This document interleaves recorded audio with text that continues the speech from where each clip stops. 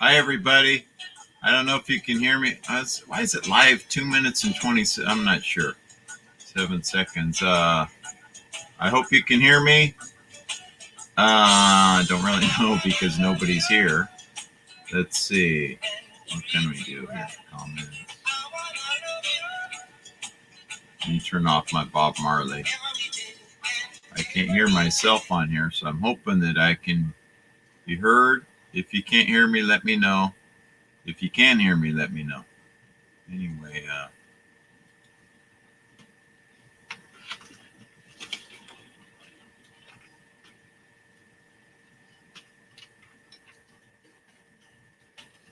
thanks for stopping by.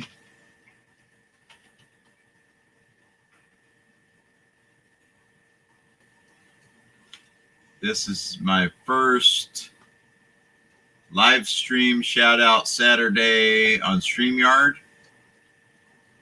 And let's see, on my computer it said 10 a.m. When I just chatted that in, that comment, it was 9:59. So maybe it's not quite 10. On my phone it says 9:59. On my watch it says 10:02, but that tends to gain time. I probably set the computer by the time of my watch. Probably doesn't have an update set, so that's the thing.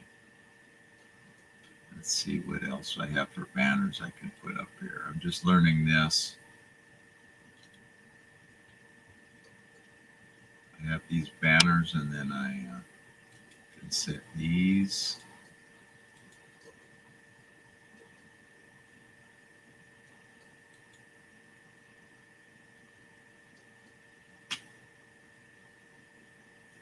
So I'm going to wait a few minutes and kind of ditz around until we see if somebody actually shows. Hopefully somebody will come and support. I didn't promote this greatly because I didn't know how this StreamYard thing would work.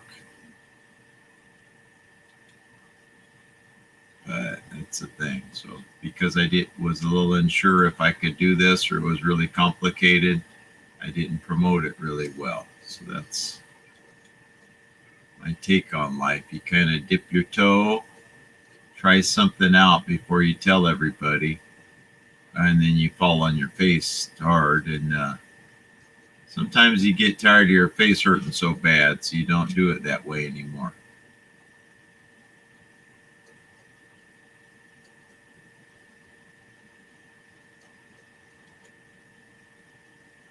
So I'm just learning this.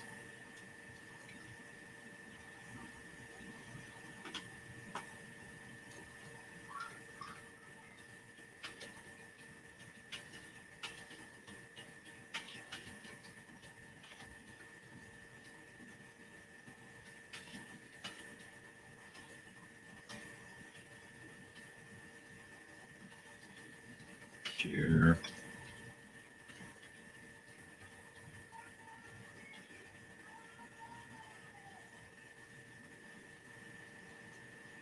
Excuse me.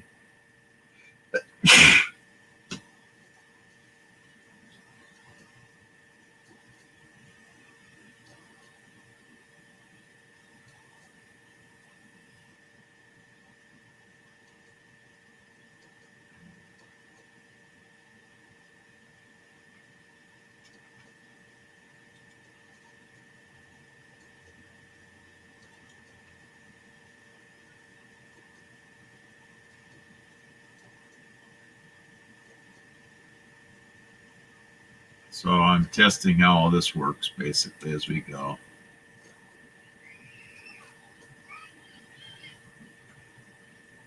Apparently you need people on StreamYard to actually put them on. So that's, I'm using this. StreamYard is free. And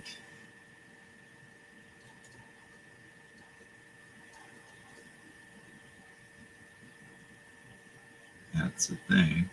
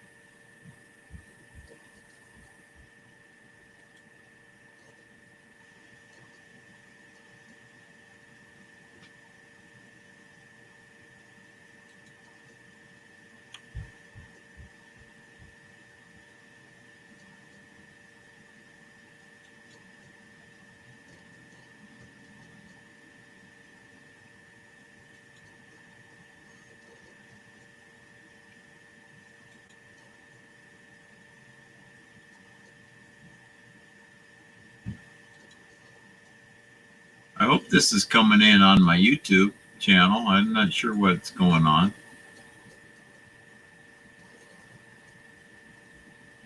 View on YouTube. I don't know if that still makes it live.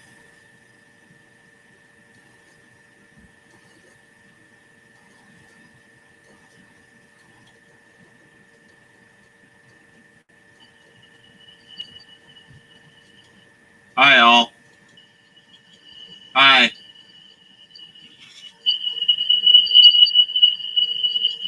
Hi, all. Hi.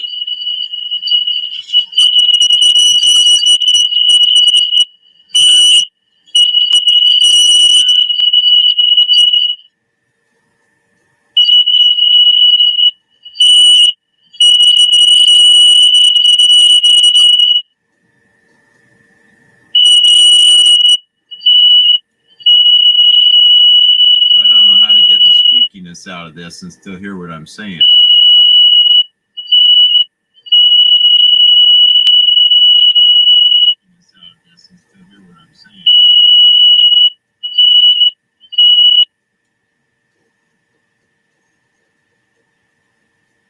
Anyway, I'm sitting here waiting to see if anybody shows up. Don't know if they will. I'm here just sitting waiting. And if they do, great. Kind of learn how to do this thing.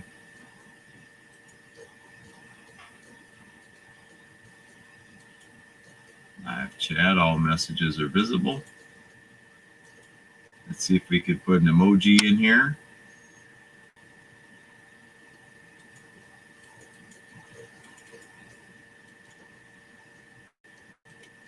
Much I don't understand about this. I want everybody to realize I'm not a techie by nature. I like to grow things, and that's what got me into permaculture.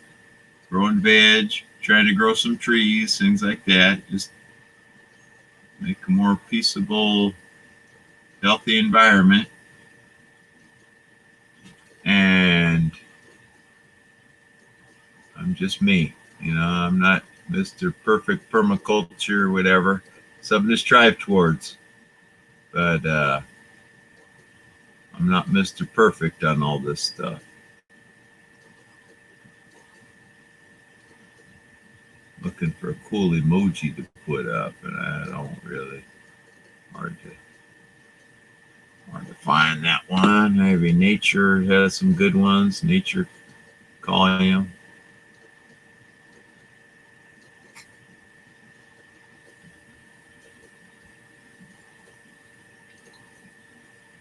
How about that? Kind of conifer. There's another tree. There's another tree.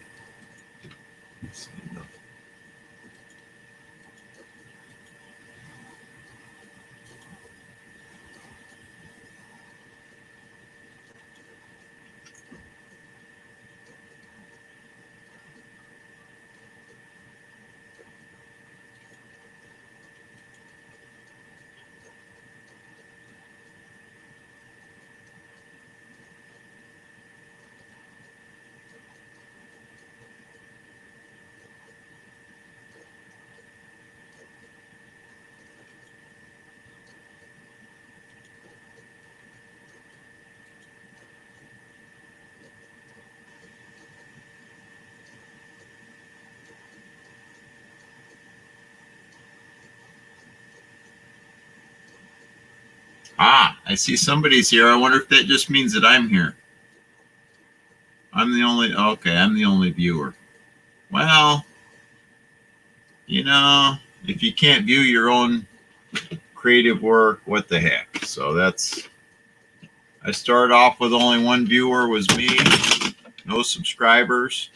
So I went from there over time, and I've got 117 subscribers. And anyway, I'm going to continue on where I left off last week. Permaculture overview from the book Permaculture, A Designer's Manual by Bill Mollison. And this is kind of the Bible of permaculture, if you will. It's the tome that permaculturists try to go by. It's our foundational book. Very, very good, worthwhile book to have. And when I have my 4-year YouTube anniversary giveaway, this is the book I'll be giving away, and maybe some stickers, but at least you get some good reading, and that's the way that'll go. And excuse me for that. I didn't want my insides to explode, so I let that one out. And let's see what we got here.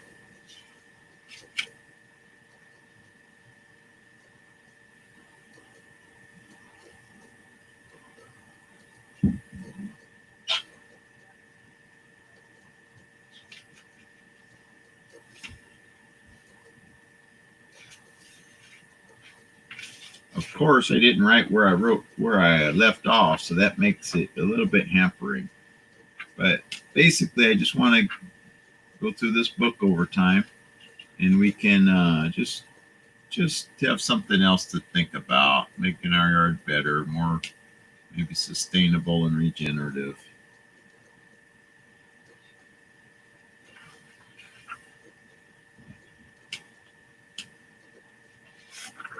Looks like we're in chapter 2, and we got all these cool diagrams.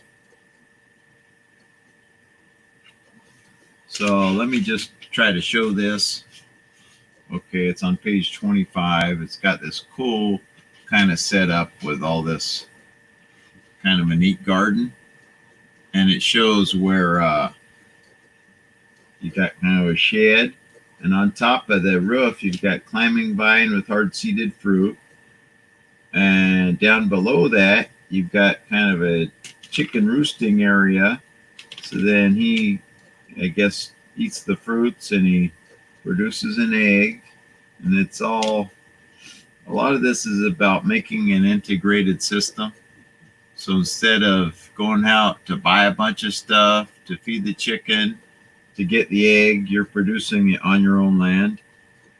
And it talks about all the different potential waste streams if you don't make an integrated system. And I'm just trying to do that. And I want to have a little simplified thing here.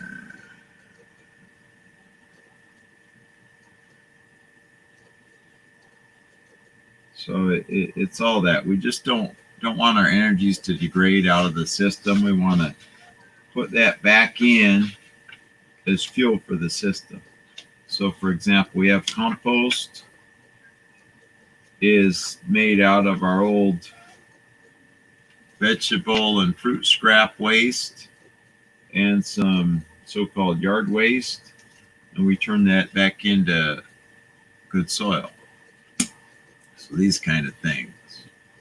It's all about creating an integrated system. Oh, hi, Out West Homestead.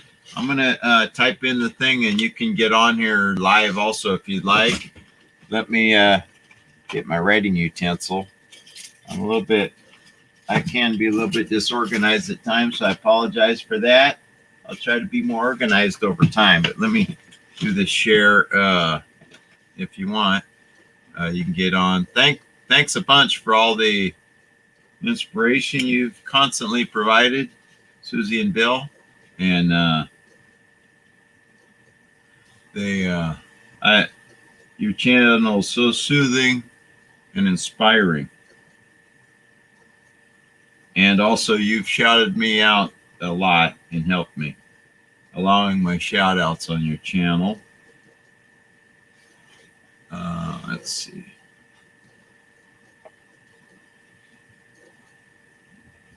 I write slow, and I don't know the high-tech way of doing this fast. So I'm going to post this to the chat. It's going to be. Let me do a little bit of typing. I'm a slow typer. In high school, they told me you should take up typing, and I guess they knew something that was going to go on, like computers and internet, and I did not, so I didn't take up typing.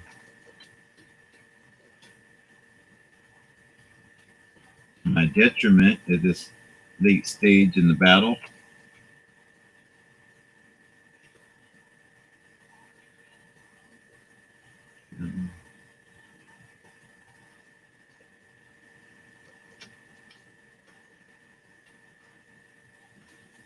So let me post that one.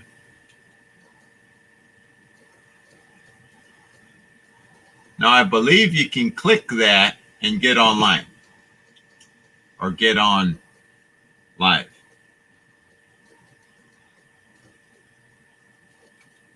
And show that on there. At least when I tried it yesterday, I could, which didn't make any sense. I was already on, but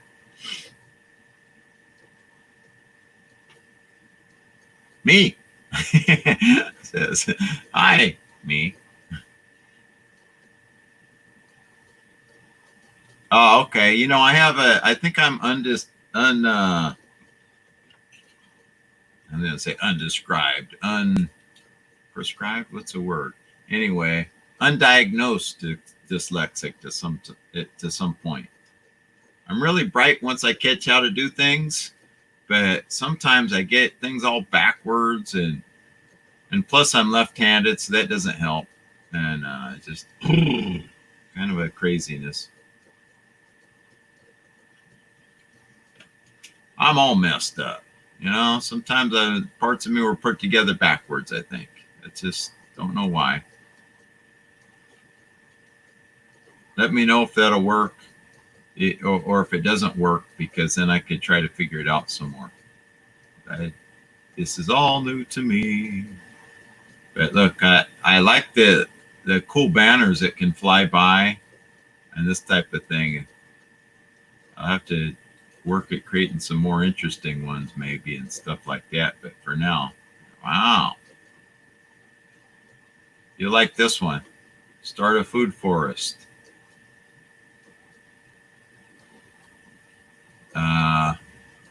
This one. Grow and share food. And I put this one. Give a thumb. It can be a thumbs up or thumbs down. Good or bad comment. I don't care. Give my channel a little bit more attention if you like. You know, if a person hates my channel, share it because they hate it. That's okay. Now, how about this one? Start a food forest today. You know, this type of thing. Oh, yeah. Us left-handers, sometimes it's a bit of a challenge, you know. Oh, you don't have a mic. You don't have a built-in one in the in your computer. I don't know if you have a laptop or desktop, but you don't have a you know, the funny thing, I think there's some energetic thing where I always find myself drawn to those that have a lot of similarities. Maybe we're just all revolving around our life in the same type of loops or something. And then I'll notice the people I get along with the best are the left-handers that get things messed up just like me. And I don't know why that is, but somehow we all turn and, you know, we all make the same circle when we're trying to walk forward, I guess.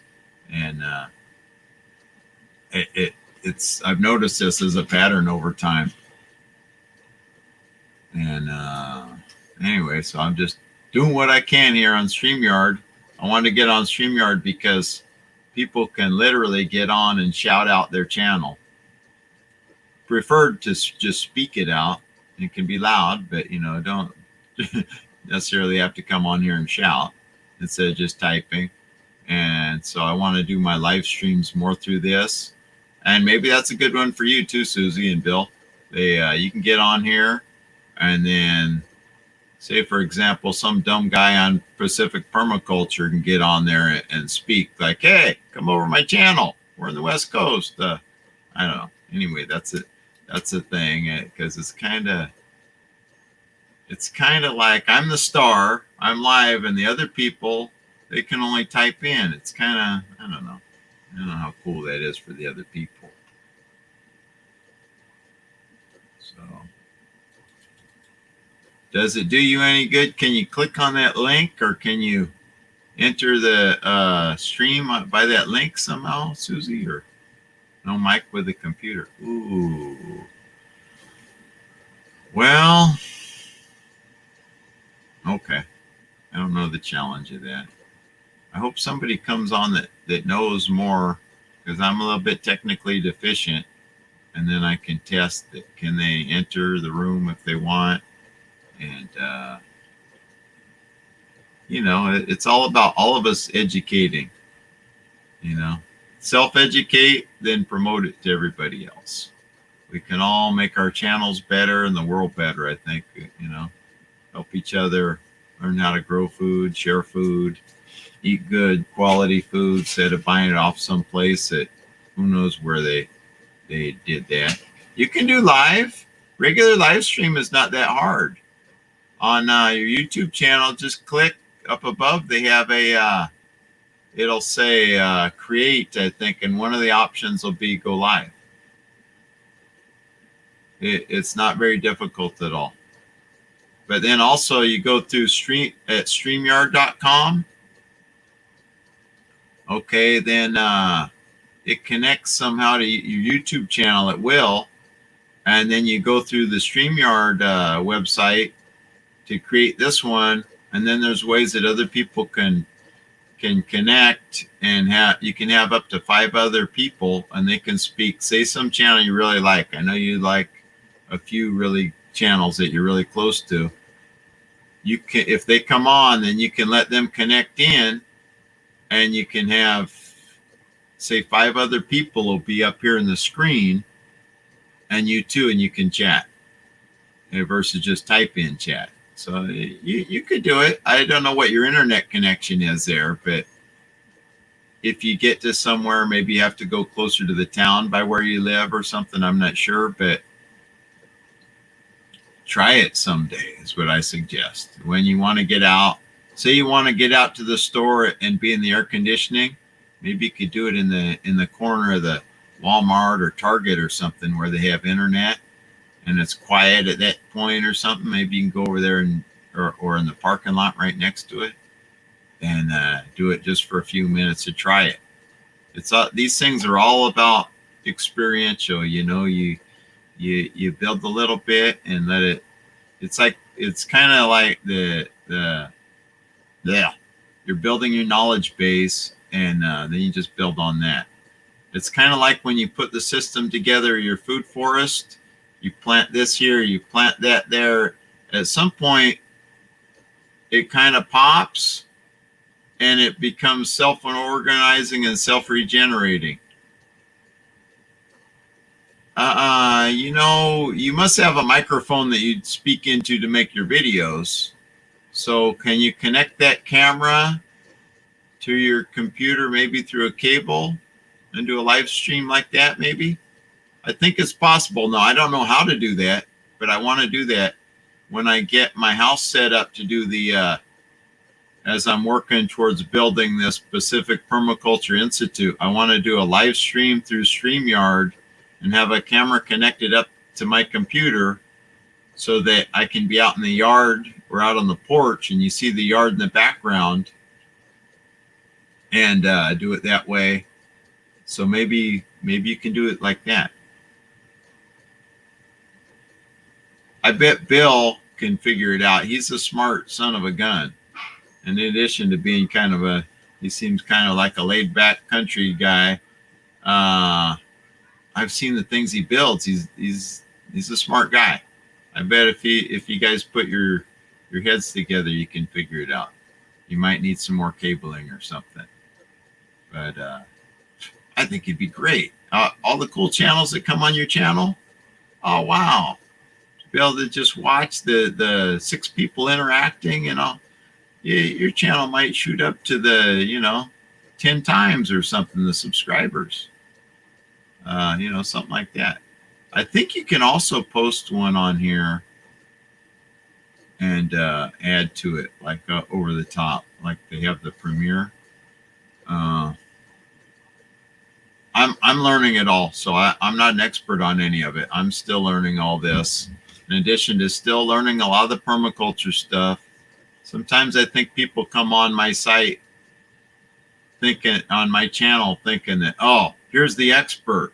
And no, I'm learning like everybody else. And we need to work towards a more regenerative, culture where we can regenerate a lot of our food from close to home if we choose, and healthier, tastier food. And yeah, but I'm thinking there's a way. When in doubt, check YouTube and the internet. I'm sure there's somebody that has these things figured out. And even I try to figure it out myself, but then sometimes I have to rely on YouTube or just the internet of some fashion and just look things up. And that's what I want to do at my Pacific Permaculture Institute too. Even things like this, whatever it is, we can. Oh well, look, if you have a 10-minute live stream, is better than no live stream. Just charge it up and get ready and boom, turn it on and try it someday, I would say. Is it like a AA or AAA battery, or is it a rechargeable battery in your camera? See, like I have these lately, I've been shooting my videos on this little Canon. See, it does like a digital picture, but it also does video. When I'm pressing the video, I just press that little, let's see if it's in here, the red button to do video. And I do that now, and it'll last quite a while. Lately, I've had to charge up the battery a bit, but because I've had problems with my other video camera and I can't figure it all out because I'm not so techy, you have to find workarounds. But that camera, I think these cameras are still around 80, 90 bucks. Very, very good for video. I'm surprised at the quality they come up with. But, I don't want to be throwing out ideas where people have to spend their money. If you can find a way to save and do it on the cheap, do it that way.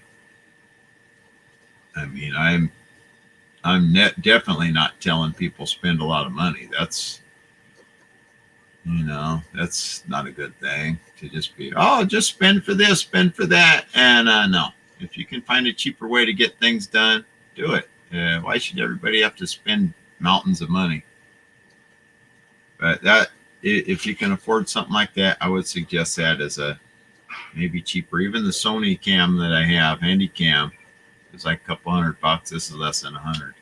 So that does really nice video. And I've learned to, when I'm shooting the video myself, to hold it, and I come out pretty good. It's just a habit of how you hold your arm and everything. And I would say with your channel, it's worth a shot because you've already got 1,000 subscribers. I don't know if you have any make any money at all, but maybe it'd be worth it, because if you could kick up 10 times the subscribers or something, or like 10 times the amount of views, maybe it'll kick up the multiplier to where it's worth it. But like I say, I'm not going to encourage anybody to spend money if they can get away from it. If you can spend less, I'd say spend less. Keep your financial cushion, because I'm sure you guys know, and I've known in my life, rainy days are going to come. Make sure you got a good cushion. Keep that umbrella handy, just don't know when it's going to hit, right?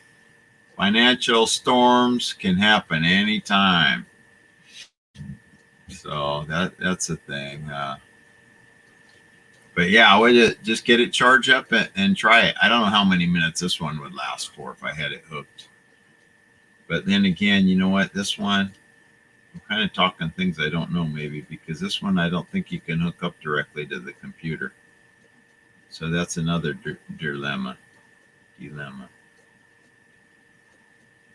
I'm not sure. Search around. There's a lot of YouTubers. Somebody has an idea, because I'm still dialing this in myself. But live stream is a good thing.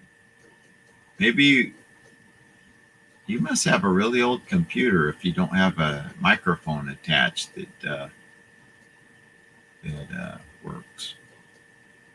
I'm not sure the answer, but I know there is an answer somewhere, right? So that's the thing. And I will be having a 4-year YouTube anniversary giveaway on close to the beginning of August, because I think it was August 4 years ago that I started my YouTube. I'm planning on giving away this permaculture designer's manual. I don't know how many, maybe 3 or 4 copies. And how to go about the giveaway, I'm not quite sure. Maybe I'll just put it in the comments that you're interested, and then I'll pull the names out of a hat type of thing, bucket or something. And anyway, that's not sure what I'll do. And I don't make any money on this channel. It's just about promoting it and trying to promote good things. Looks like you left. I'm talking to myself again. That's what goes on in life sometimes. So I put more banners. I'm wondering how I can.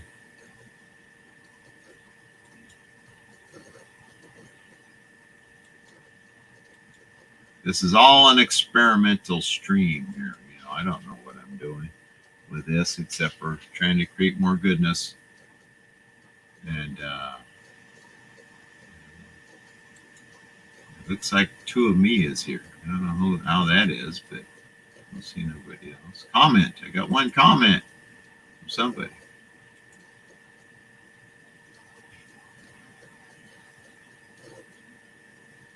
See, that's what I'm working towards is I'd like, if I can get people on here, then I would like to be able to do some live interviews with fellow gardeners, either right here with me or through the StreamYard thing, and it has that capability.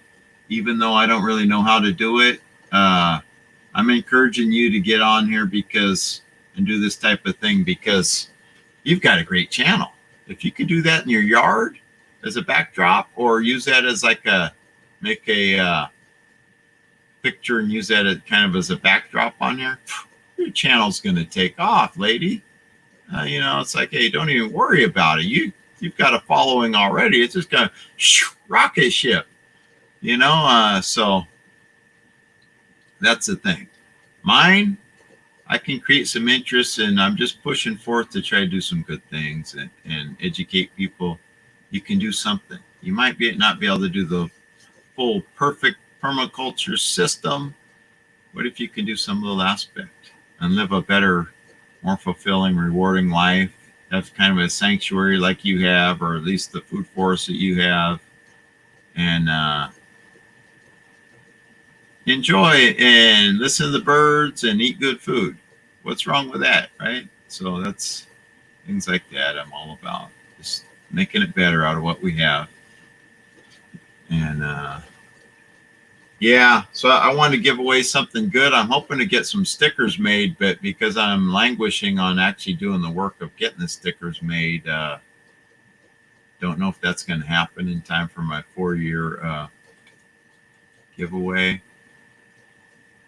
But, you know, I just want to, it'll promote this, but it also just promotes the whole idea. Let's make more of a regenerative society. We don't want everything just degrading down where the next couple generations are suffering all the time, working harder and suffering. If we're going to work harder, we should have more benefit coming back at us. A better world, better neighborhood where we can go down the road and pick more food, and we can pick more out of our own yard and throw it to somebody we know. You know, this type of thing. The other thing is I like this StreamYard because somebody can come on. I'm not just having to drone on forever. And you know, even if I had 20 listeners, I don't want to just have to listen to me and I'm the lecturer here. I mean, this is, I want it to be more interactive. That's what permaculture is, you know. You go and they say you don't teach a course, you facilitate. You help people through the, you know, swim around and try to get the best out of them. as each student has a lot of experience, right? So they bring that experience and we combine it into this big, I don't know if you know what ambrosia is or like minestrone. Put all these components into this nice soup, and then you draw out this nice flavorful meal, right? So that's the thing. Instead of like me just coming and absorbing all the information and giving them back, that's what I like about YouTube too. We kind of share our ideas and our inspirations, and it goes round and round.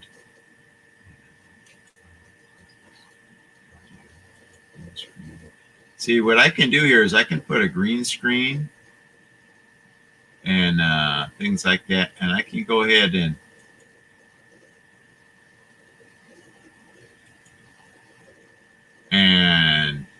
put a backdrop, I believe. But also one of my rooms at the house, what I want to do is they have these mural wallpaper. So I'm going to get one that just, the one wall is all going to be, I think I'm going to do the one with a redwood, part of a redwood forest, redwood grove. So then that'll all be, instead of looking at my old books and stuff back there, then you'll be looking at that and just more invigorating. In fact, maybe I'll do one on a different wall that's different. That would be cool, so I could switch it up. But as I talk about practically nothing, it's like, oh, geez, let me talk on longer about practically nothing. One thing about it, if I talk about nothing, I can talk about that all day because I never run out of the topic, right? Let me see if I could find anything super interesting that's easy to describe here. I hear some neighbors outside trying to do their whatever they're doing. It's a little bit hard to describe the diagrams, but I'll do what I can. They show systems where, say, I don't know if you've ever heard of, they have what they call a cool tube in the earthship houses. They dig down a couple feet into the earth and they have a pipe that goes through. So it kind of gathers the cool air and then it comes out in the house. Now, I would be very leery where you're at with all the rattlesnakes. It might be turned into a rattlesnake den. But if there's a way to screen it off heavily where nothing can get into your home, maybe that's a solution to make it a little cooler. It's kind of they call it like local geothermal or something because they're using the earth, but it's not like giant pipes going in to make steam to create energy somewhere else. So they're showing that here where you can have a couple feet down and then a pipe comes into your home and it kind of somehow, I think through like convection and kind of vacuum, it draws the cool air in. So you open that up and bring in cool, because my understanding is that under the earth at 2-3 feet, it tends to maintain around the 50-some degree temperature. So just think if you're in 100 and you can pull in 50 degree about air or 60 degree air, you'll be in heaven, right? And you're talking about 110 degrees in the shade. Wow. That is super hot. And, so things like that, I want to promote all the easy solutions as possible. And it shows it on page. Let me tell you, if you have, I don't know what your internet access is out there. You're probably kind of in the country, but if you look at the Internet Archive, it's at, I think it's www.archive.org. This book is on there in digital format, and you can actually download it. And so if you do that, look on the page. Let me put it up there for a little bit longer, so if you don't know exactly what it's titled. This is the thing, Permaculture, a Designer's Manual. So then if you look it up on the Internet Archive and download it, I don't know what the capacity of your computer again, so it could get into a money thing, but you get into what chapters? It starts into about page 264 of the book. And it shows they're coming from an area where there's a lower grade. There's a like some palm trees down there. See if I can get it in the camera. It's kind of a lower grade there. So then I don't know if you can see there's a tube coming up here. I'm trying to point at it and look at it, and it's the heck am I pointing at? Right here, down here, there's a pipe, and then that comes. See, it kind of comes into the house and draws a cool area. So something to look at. Other, research it as you might, or even if you have a library nearby, maybe go and download it onto the library computer from the Internet Archive, and then look. And I'm thinking you can print this page, so then you could take it out, take it home, kind of talk about like, hey, could we do this? Is this a possibility for our area? You don't want to have a bunch of solar panels just to generate so you can have, say, for example, an air conditioner just to make it, if you could do it without having to keep paying for energy, is what I'm saying. Lower cost, maybe. So, but also, I bet you could propagate a lot of plants in a greenhouse over there. I mean, with that kind of heat. So that, that's another way to just to maximize it for your own benefit, the heat. And then it shows how you go through like a shade house, let the warm air go through a shade house to cool the air, and then let it kind of jet up into the attic somehow and vent that way out of the house. And all these, there's a lot of different strategies, and I'm all for the low cost ones because, unless we're multimillionaires, that's where most of us live, is having to conserve our money and stretch it here and there. So, but yeah, I thought I'd touch on that. I'm not in an area where it gets that blazing hot, but use whatever strategies we can to make it easier and better. And I've noticed in my area sometimes it gets probably like in the high 90s, and what I'll do, that's not the time necessarily to be watering the yard. So instead of watering the plants, I'll wet down the pavement to cool it. So I'll do that 2-3 times, and pretty soon the pavement is really cooled, especially if it's later in the day, 2-3 o'clock, where it's on the going to tip and start on the, not necessarily get hotter, but it's going to start getting cooler. Next thing you know, as the pavement cools, you'll see birds and butterflies and insects come out. I guess they're drawn more by the temperature, so that weren't out there earlier when it was the pavement was blazing hot. So as I cool it, I don't know if it's cooling at 10 degrees or what, but I'll do that sometimes on hot days. And I know the neighbors are looking at me like I'm some kind of kook, but the plants are using less water because they're not as hot. And it's cooling, if it's cooling that much, all of a sudden the birds come out flying around and butterflies and stuff, then it's doing something. So in the future, I'd like to get some shade cloth and put kind of a canopy over my driveway to cool it so it doesn't get as hot, and just use whatever strategies I can. Try to create more of a shade corridor. The more I can shade whatever pavement's there, then rather than just eliminate it, because who knows, it's expensive to bring in and put it back. So things like that. I didn't have anything super interesting probably to talk about. I was trying this StreamYard. Thank you, Susie from Out West Homestead, for coming by, and I'm going to post this on here.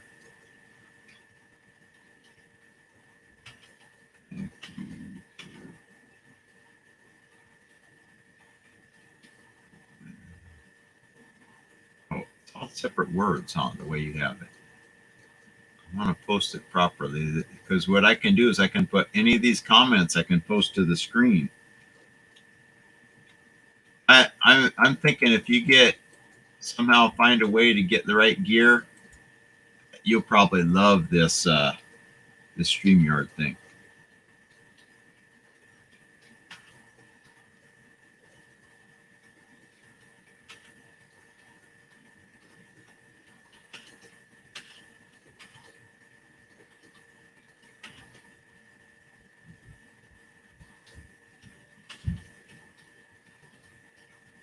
And of course, as much as I'm saying don't spend your money, at the same time I'm kind of saying spend your money if you can afford it, because wow, this can, I really feel this can be an incredible addition, getting on this StreamYard doing live stream. So watch, see how I commented that? Watch this. Isn't that cool? And look, I'm not a programmer. I'm just looking at this, and they've dumbed it down to my level where I can do it. Really cool. You know, I didn't know this kind of cool banner that's going by. I didn't know anything about that till last night. I was looking at this. You click on banners, and it shows that, and you go type something in and create it, and there you go. I'm wondering if I could edit it for size of font. I'm not sure about that, but I'm just looking like, what can I do? Because it's all new to me. Brand logo. I wonder if logo comes up here. Logo custom. No, I don't want to do that. But very nice. Background. I can upload a background. I don't know what kind of background I'd upload, but anyway. You know, I could change this color up. It could be, look, it could be like lime green. Be there, red, pink, red. It can be more red over here, yellow, kind of. Isn't that cool? I mean, look at that. I mean, I'm just literally clicking. It's got a color spectrum bar here. So all I'm doing is clicking it as I go across on it. I mean, don't be scared that it's some kind of super difficult thing. Super easy. If I can do it, anybody can do it. Hi, Food Forest Permaculture. Are you able to get on here? Do it. Can I? I'm going to type in the, if I can find it, I'll put it right here. Let me type it in, or let me post this and see if you can either type that in or click on it or something. This StreamYard thing, and see if you can get on here. I want to see if it's possible for you to get on here, Howie. So it's Susie from Out West Homestead is here, and Food Forest Permacultures. There's a man named Howie from Canada. Oh, no, I don't know that much more. All I do is I read what it says. I'm technologically deficient. I'm a technical midget, you know. It's, you know, sometimes I wish I had all them technical skills. Howie, are you able to like, can you click this and get on live, or do you want to? Or I don't have any. I want to try it. Somebody getting on here live, and Susie doesn't have a microphone. Well, you know, Susie, it's just all about us trying to work together and make it better for all of us. That's what all this permaculture and all these things are. And using YouTube to help us make all our lives better and promote better ways for everybody. Let me see the share thing, how if I can invite, and see if I can put in the comment. And then I typed it a minute ago, and I don't know where. If they have a contest for world's slowest typer, I'll probably win that one.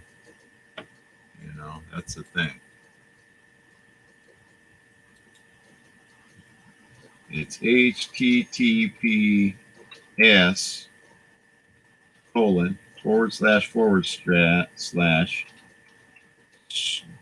StreamYard.com/M.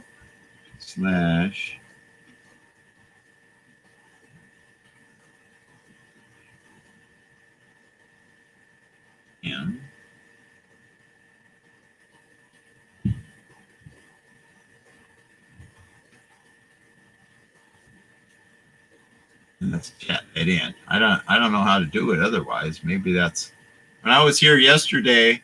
Last night I tested this and it worked, but it didn't make sense because it turned it into a link. But then again, why did I need a link? I was already on here.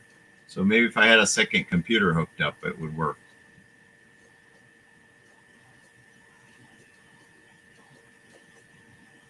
Look at these cool banners I was able to put up, Howie. I think you've been on this type of thing before, right? The StreamYard, you told me about it. Look at these cool banners I got. I just built these banners last night. This thing going by, the ticker type of banner. I don't know how to make them wider, but that's the thing. This time, maybe I'll learn.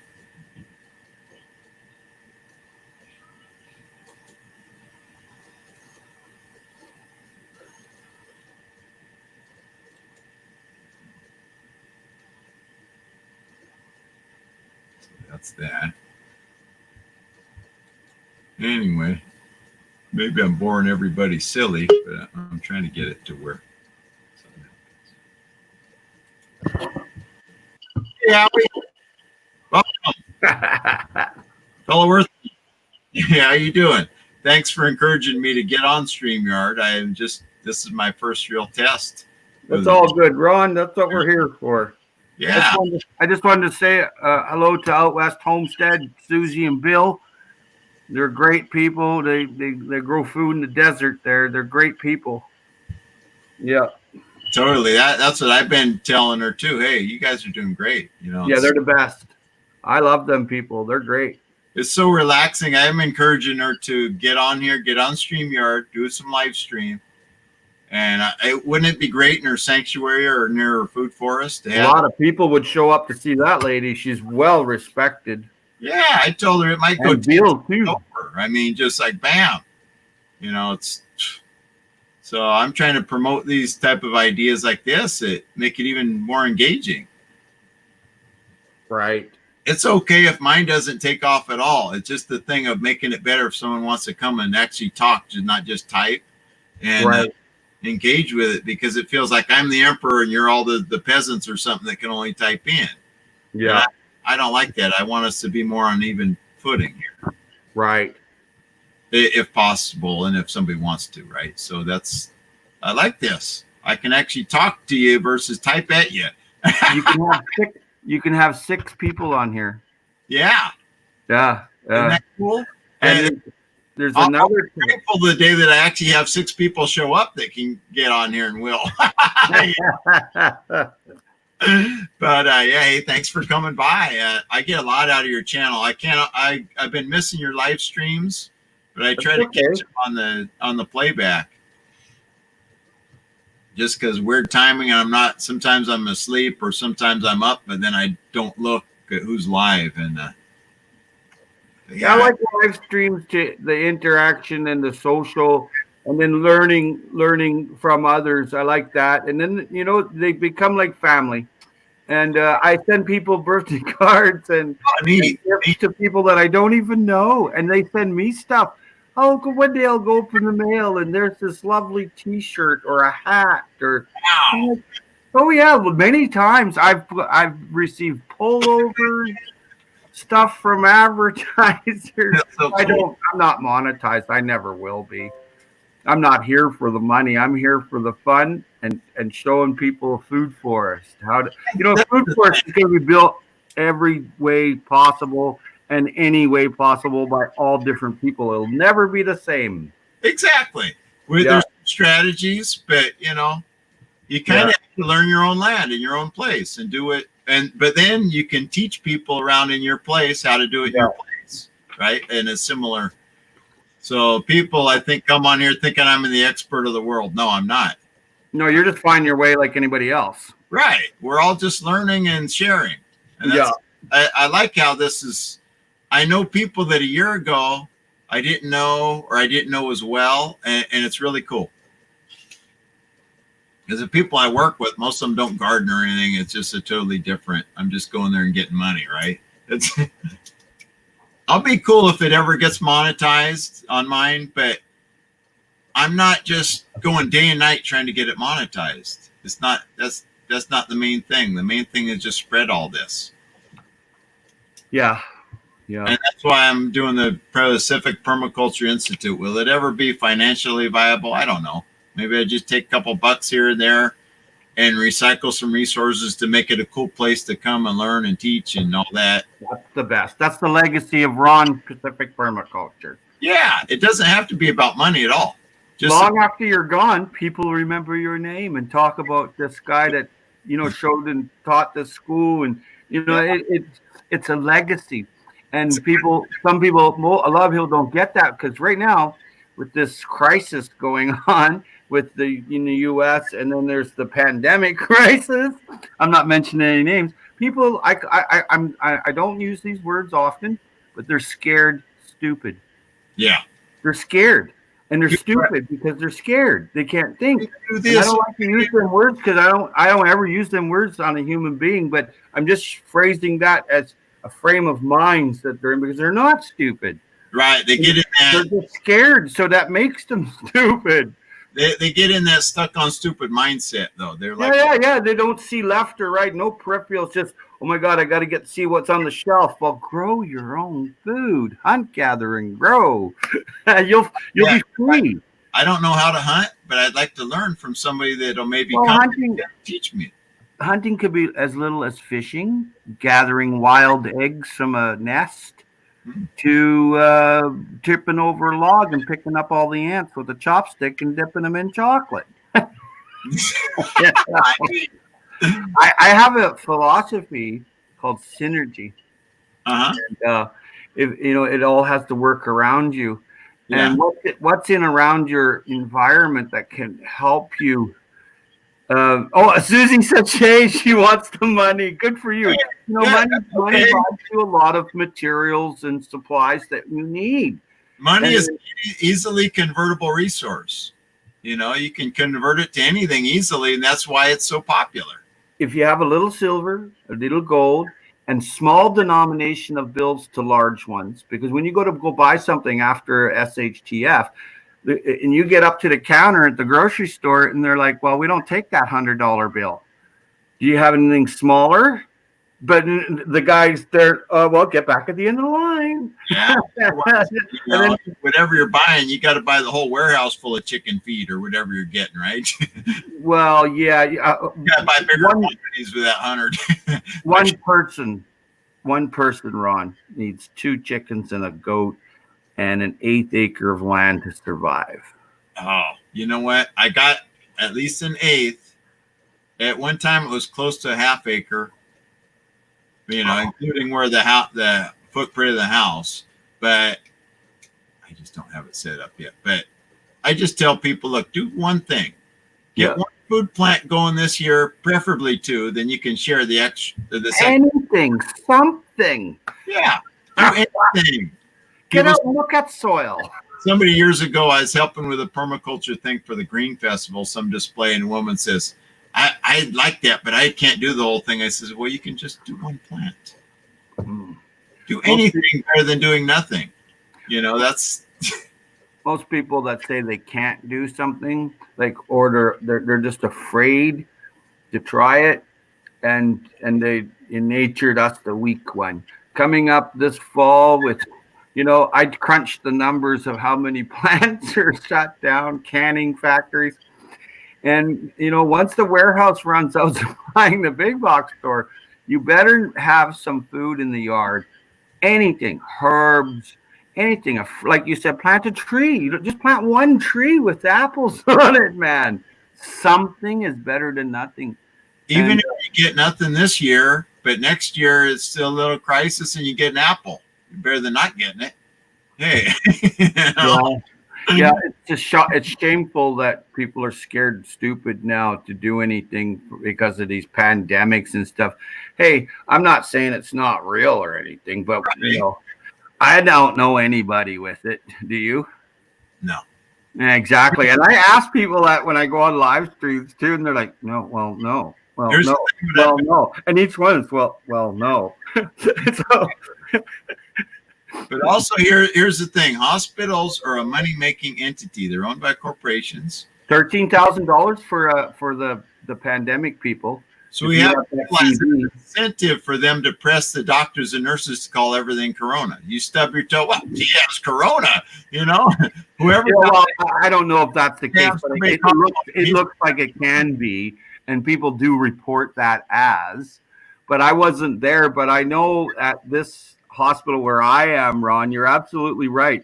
You're absolutely right, Ron. The hospital here, I have several students that are techs there, doctors, nurses, and they're all a range of field. And we see each other all the time. And I say to him, what's up with this stuff? To this one doctor, he goes, well, it's just money. And I asked this nurse, we don't have that in the hospital. So then I asked the mortician, I asked the morgue guy, and the morgue guy's coming over pretty quick here, hey, too. And I said, what do you got in the morgue? He goes, nothing.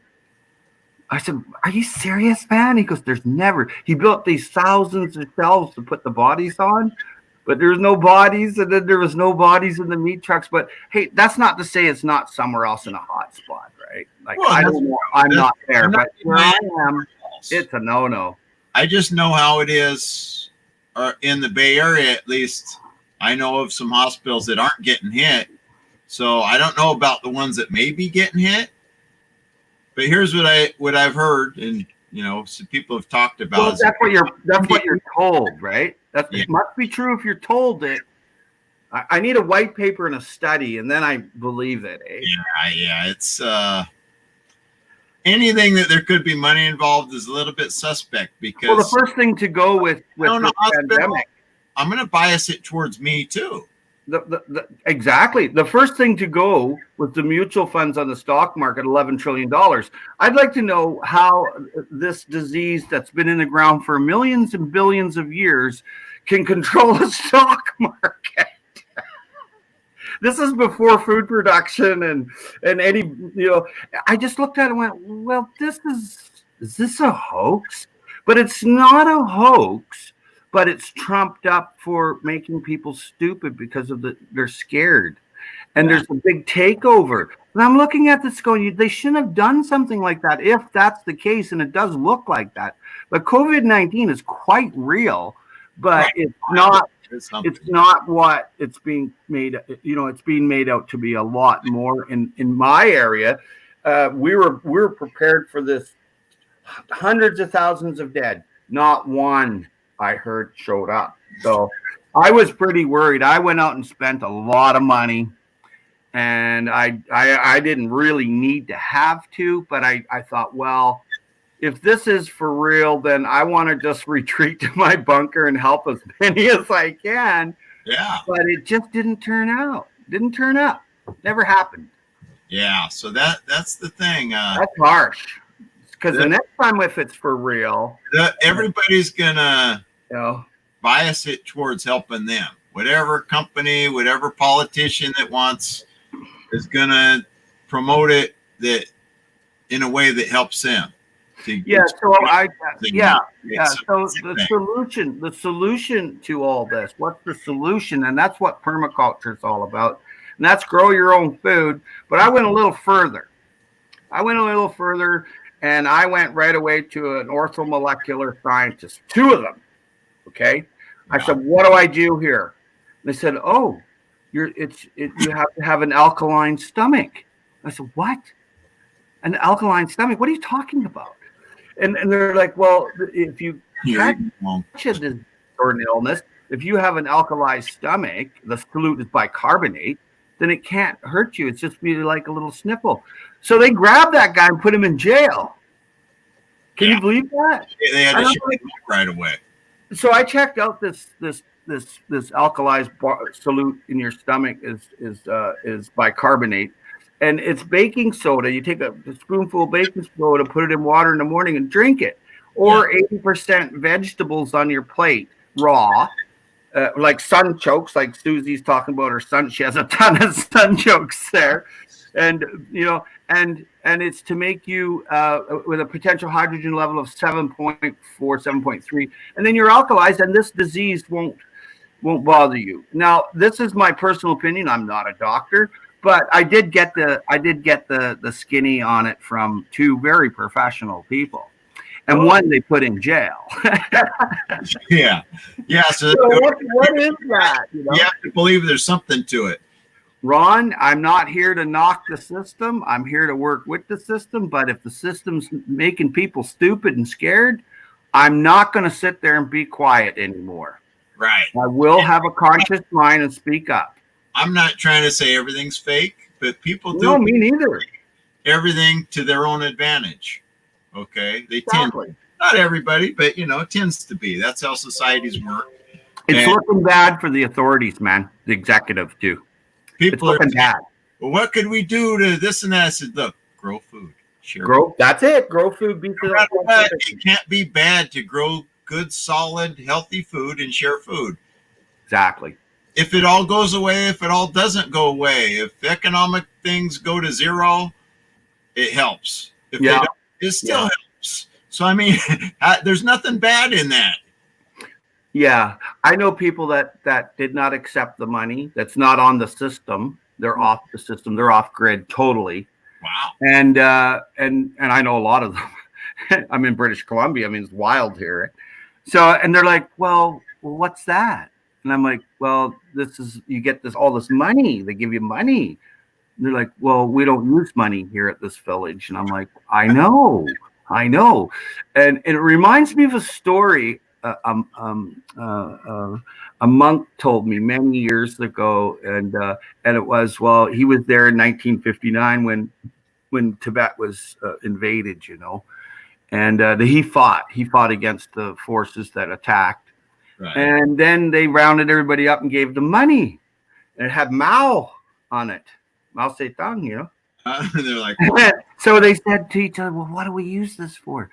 And the other guy goes, well, it makes good toilet paper. So, hey, it's funny, but guess what?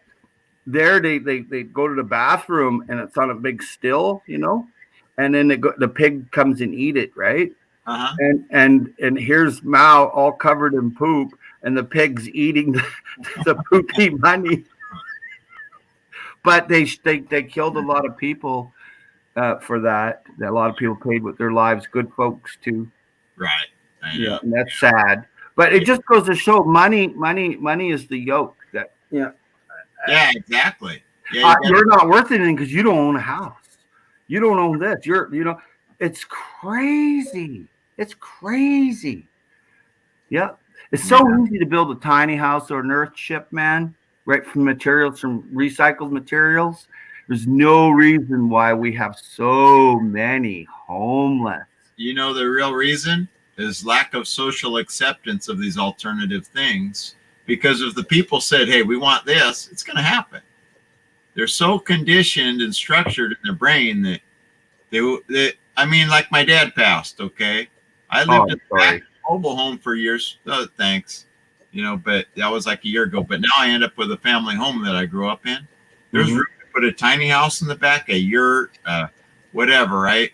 But I was even gardening just in half barrels, and he was not very accepting about it. This kind of wild look where it wasn't super cultivated, and it's new to him. It's new culture, right? But he no have way, right? But I didn't do anything, so I was very much a slave to somebody else's needs. And I own this place.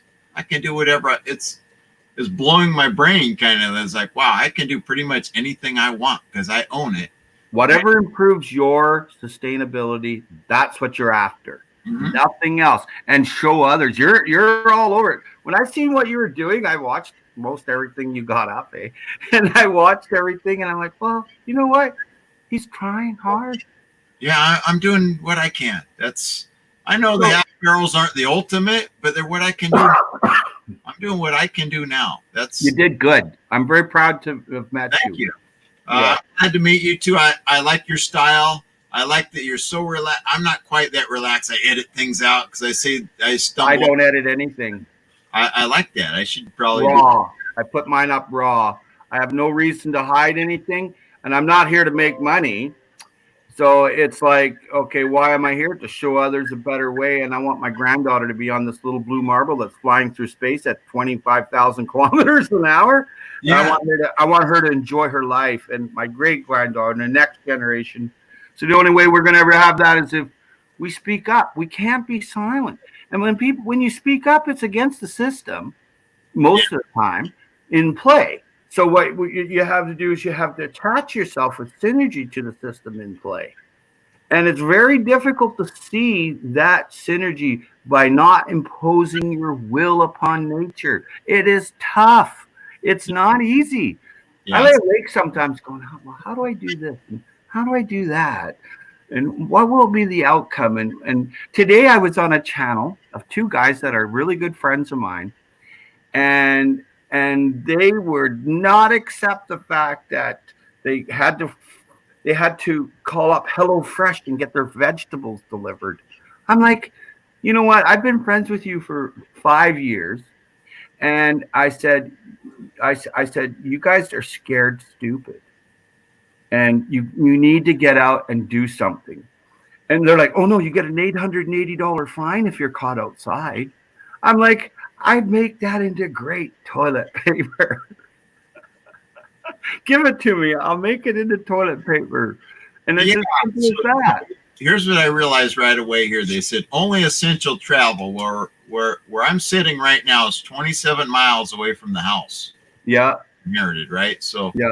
I regard that as essential. And the other thing is when I go to the store, it's like 15 miles. One of my first thoughts was, who's going to tell me what store I have to go to? It's a takeover of your rights and liberties is what I can see. Or do I choose to go to the one 15 miles away that's organic and it's a small market? And that's the one for you. Years. That's some of my essential travel. Yeah. I can only go within the block. No, it says who? They can't even control real crime in Oakland. How are they going to control what I have to go to the store and what store I go to? You know what? Take it day by day. If you get another day, consider yourself lucky and how to improve yourself. And smile, man, you got another day. Exactly. And try to do something to help somebody else. And help if you get caught in a circle, you're in that circle. Now, if you got a goal down at that organic farmers market that you're just talking about, you're getting out of the circle.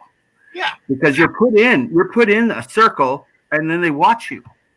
What's he going to do now? Yeah. Well, he's getting on his bicycle.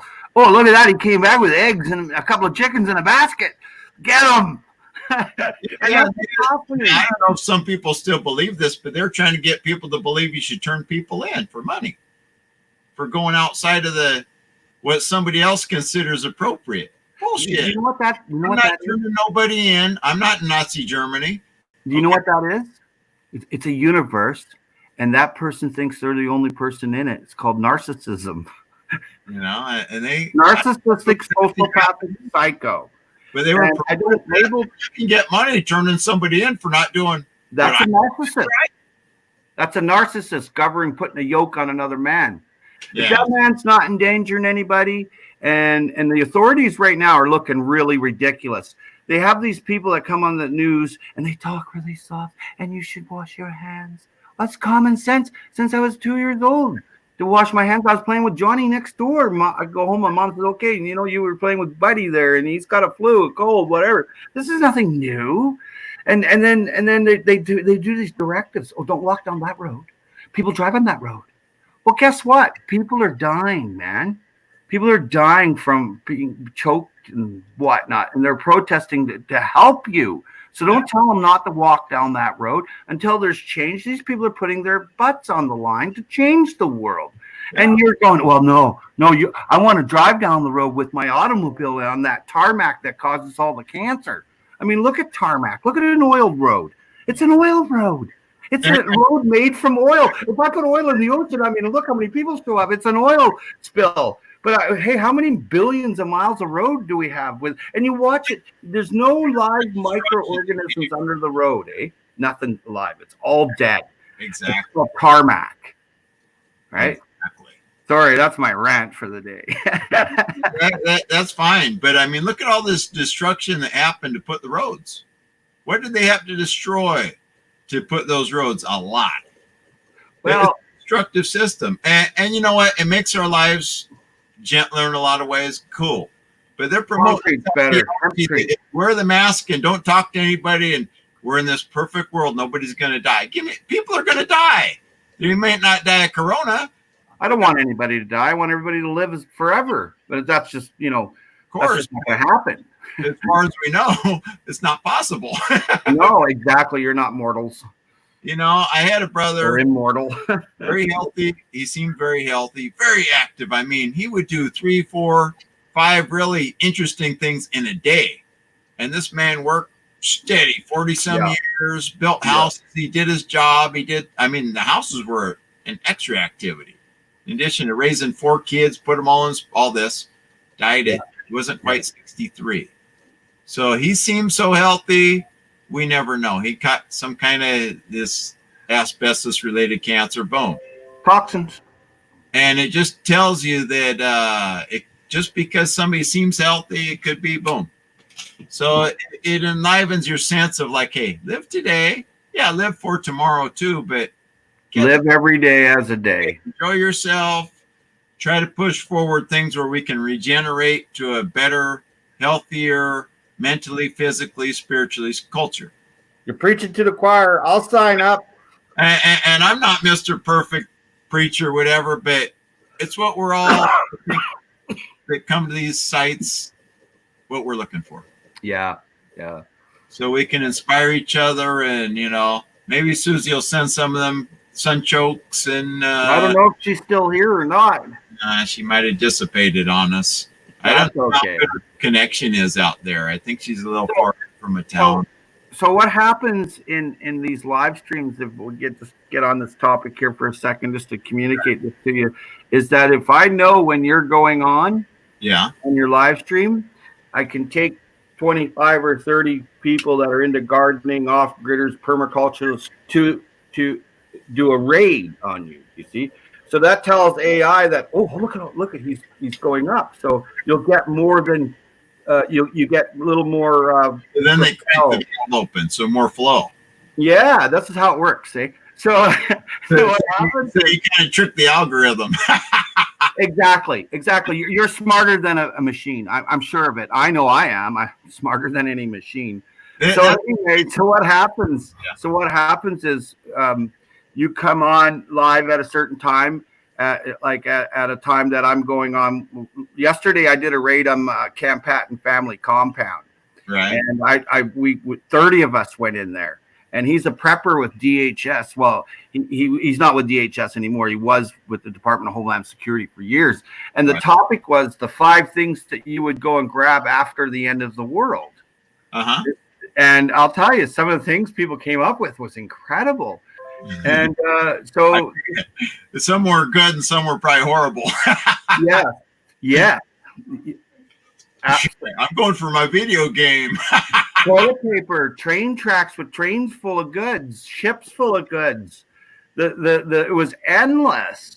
And the big thing was some people went, well, I'd go and get seeds, and I'd go and get soil. I'd grab the plotter off the neighbor's deck when he passed away. Right? And these things were coming out. So we did a raid.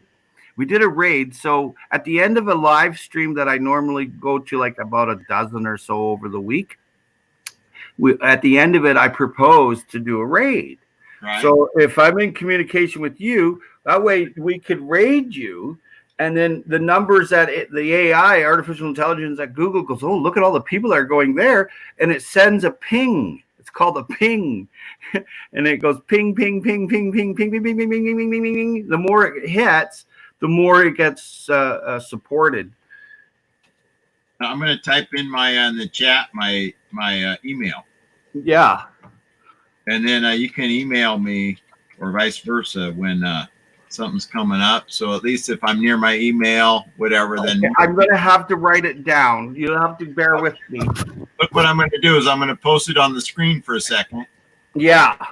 Because I found out that cool thing. Okay. Oh, you got a nice one. Okay, hang on. Yeah, it's all Oh, organics. And my last name starts with a Z. That's why it's Organic Z. I had a various email addresses, and I got this one. I just committed, like, I want organic in the name, and I've stuck with it for years now.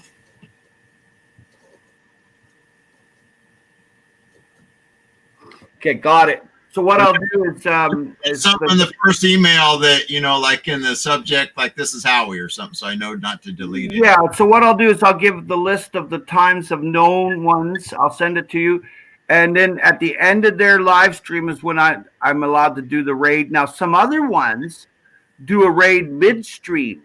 So it'll be on short notice, but I'll have a few ready to go at the right time that you go live, and you have to be live. So what we do is we put your channel into their live stream, and then everybody goes over there at the end of the live stream because they're not done on Friday night. And that's what I did last night to my buddy. My buddy's like, he's got over 30 people in his stream. I don't think he ever had that many. Cool. And all of a sudden there's all these new people, and they all signed up to his account because he put his channel in there, and then they all put their channels in. So everybody are networking, and they were all off-gridders, preppers, and stuff like that. And then it could be the average guy, like the garbage man, that's recycling stuff when he picks up your garbage. It's a very wide array of people, and it's a great way to network locally, provincially, or state-wise, country, or the world. I think so. Expose me to it so I can learn it as well as you do, or close, you know, because I have the grain of it. But, you know, here's the thing. I thought about this the other day. We're always talking, how do we find common ground? It's in the terminology. Common ground. We get food out of the ground. Everything lives off the ground. Food from within the soil. Is within the soil. That's food from within the soil. That's my little niece. She's an organic farmer up island. And back east, she has a big spread with her papa. And I'll tell you, that's where she's in common. That's where she gets that food from within the soil. Since she was a little tiny kid, she could see the food come from within the soil. So it's stuck in her brain. And so one day she came here and she tells me this. Does she have a channel? No. She's outside, and she couldn't care for her. The very first live stream she went on with me on my 5 years ago, my very first live stream, she did it with me. That was it. She never did another one. She couldn't be bothered. I get it. I have that feeling too. It's that contrast, because I'd like to just be like, heck with all this, YouTube, everything. But at the same time, I want to do what I can to help spread these ideas. And I didn't have a piece of property when I started the channel. So now I can just expand into making this permaculture institute at the property, and basically making my life better, and share with the neighbors, and share with this one and that one, and share ideas and learn ideas from you and others. And it's all a locking arms and just making it better thing. We don't need to with the system as much to make the change. Susie's still here. To be more like us once we start making our own change. Grow and share food. Yep. You know, grow and share talent too. If you can build a cob house or a earth ship, you're an architect, you're an engineer, you're a bicycle repair guy, you're a gardener, you're an orchardist, you're a nurseryman.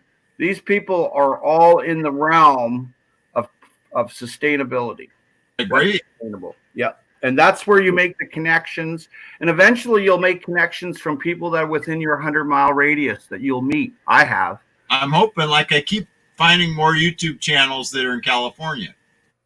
You don't have to be California, but California, West Coast, Pacific. That's kind of why I put Pacific. But also I thought, well, look, if I put Pacific, I can go do videos in Hawaii and it's still within the realm. So I didn't go very too far from the name, right?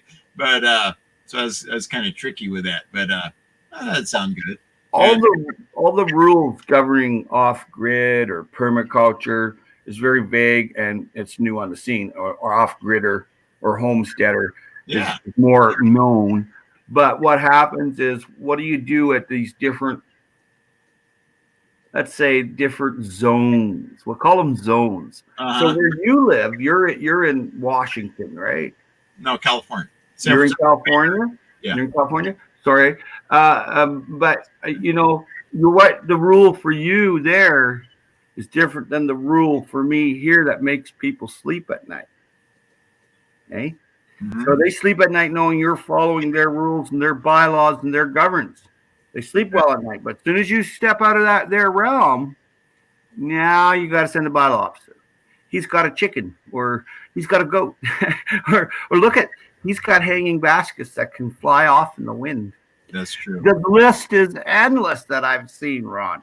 And here, you know, California has kind of an armory. You know, you make your own rule in a sense, but now they have organizations.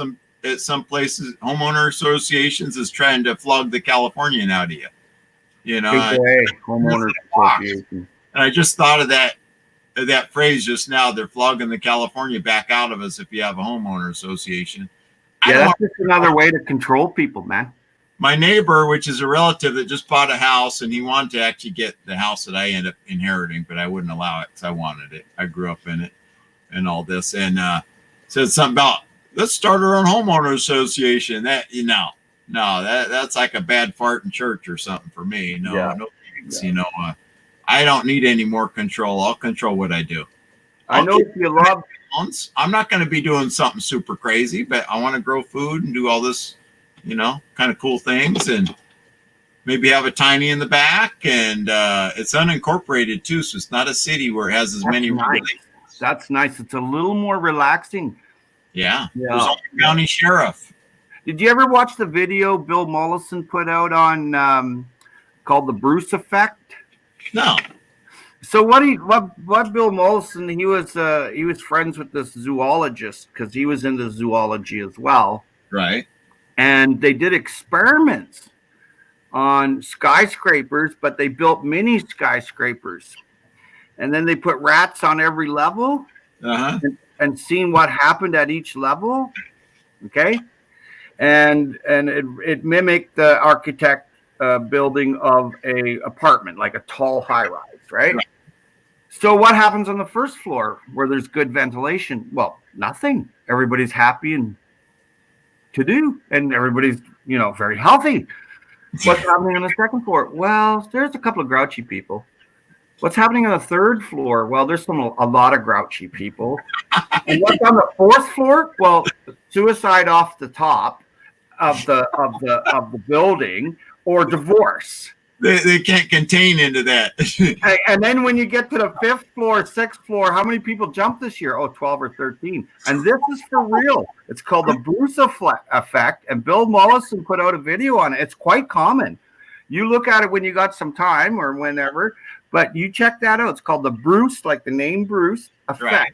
Right. And what it is, it's hormones. So if the building's poorly ventilated, and a lot are, most are, the hormones that build up. Oh, I'll be right back.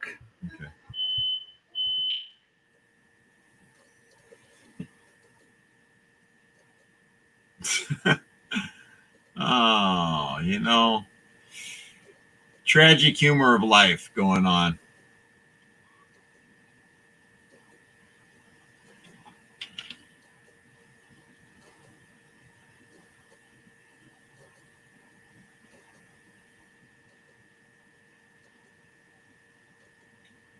Thanks everybody for coming by. If you're coming by live or if you're seeing this on the replay. So you're telling me about the 10th floor.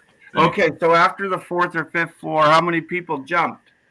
Or how many people got divorced? Lots. So in the experiment with the mice, they made a building. Him and the zoologist made this building. And then they seen where after the fourth floor, the mice were killing each other because of the hormone buildup. You build up, if someone's giving off hatred hormones, well, you're smelling that, and all of a sudden you're going around, and you wonder why you have that. And people think, oh, are people giving me thoughts or whatever? People are losing their noodle. It's all scientific. It's Bill points it out, and he had a big audience when he pointed it out too, man.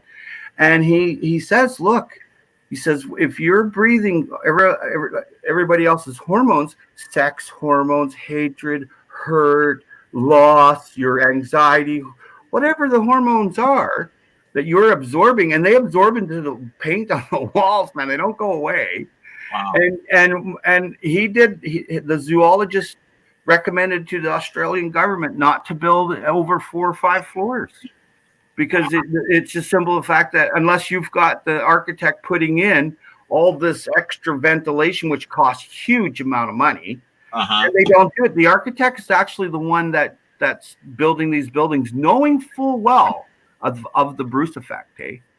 They know that they're supposed to put in more ventilation, but they don't. So we went downtown here, and I went to a building that floor. Right? I went down to the building, and I asked the guy actually is here presently right now. I said, how many people up high up there jump? He's like, 12 last year. I'm like, so how many down here on the first, second, or third floor? You know what the guy says to me? No one. I'm like, well, Bill Mollison was right, man. He was all over it. He had a keen eye for a concept of observation in his environment, and he didn't sit quiet.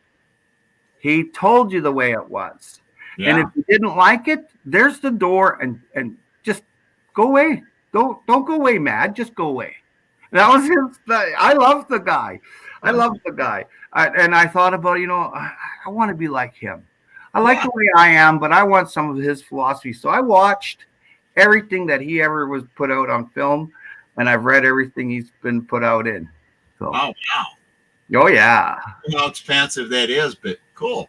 Yeah. He had so much intelligence. He would go into a room of civil engineers, and he would go, how many people in here know what the word sustainability means? Have you seen that video yet? No, I haven't seen that one either. I've seen very little with actually Bill in it, but well, him and David Holmgren were the originators, or like both co-originators of permaculture, and where the wording comes from, and where you're going to go with it. Right. And so he's waiting. So he takes off his watch, puts it down. He's looking at it. Lets 3 or 4 minutes go by. He goes, well, you're all here and you're all claim to know sustainability, but none of you can tell me what sustainability means. And these are the civil engineers that are building our cities, our towns, and our villages. Okay, yeah. They're on the department, and not one of them spoke to Bill and said, "Yeah, this is what you put in. You keep getting it back." That's basically what sustainability is. You look after the land. There's a lot more, but that's the gist. Not one of them spoke. Not one out of 100. I wonder if some of it was they felt like he's the expert, so we don't want to speak up and be wrong too. Because he would challenge them. He would challenge them to be who they say they are, not what they want to be. No, I challenge them to say, you're saying you're head of the organics department in this municipality, that county, but you don't know what the word sustainability means. And he would. That's how he would open up their mind to. Oh, I have something to learn here. That's good. Yeah, and that's how he. That's how he would do that. So it's very interesting. I read a lot about the man. He told me. He didn't tell me. He told a story to a crowd one time about a whale. Yeah, have you read that one yet? Have you seen that one on the video yet with the whale? Feel free. That's this whale that watched the shore. He's about 8 or 9 years old. Hey. This giant whale, this big, huge gray whale washes ashore. So there's one of his old friends comes down and looks at it and says, "This is my whale, Bill." And the guy's like, "How do you know it's your whale?" Bill Mollison asked him. He's only 8 or 9 years old. He goes, "Well," pulls out his pocket knife and he carves a name in the whale and says, "Now, Bill, see my name on there? That's my whale. It's the salvage law, it's marine salvage. My whale. So I want you to stay here and guard my whale till I go get my tractor and pick him up." Okay. So Bill Mollison, he's a little kid. He's like, "Oh, well, definitely." I forget the guy's name, some old guy in the village. So all these people are coming up to the whale, and he's like, "Hey, stay back. This whale's owned."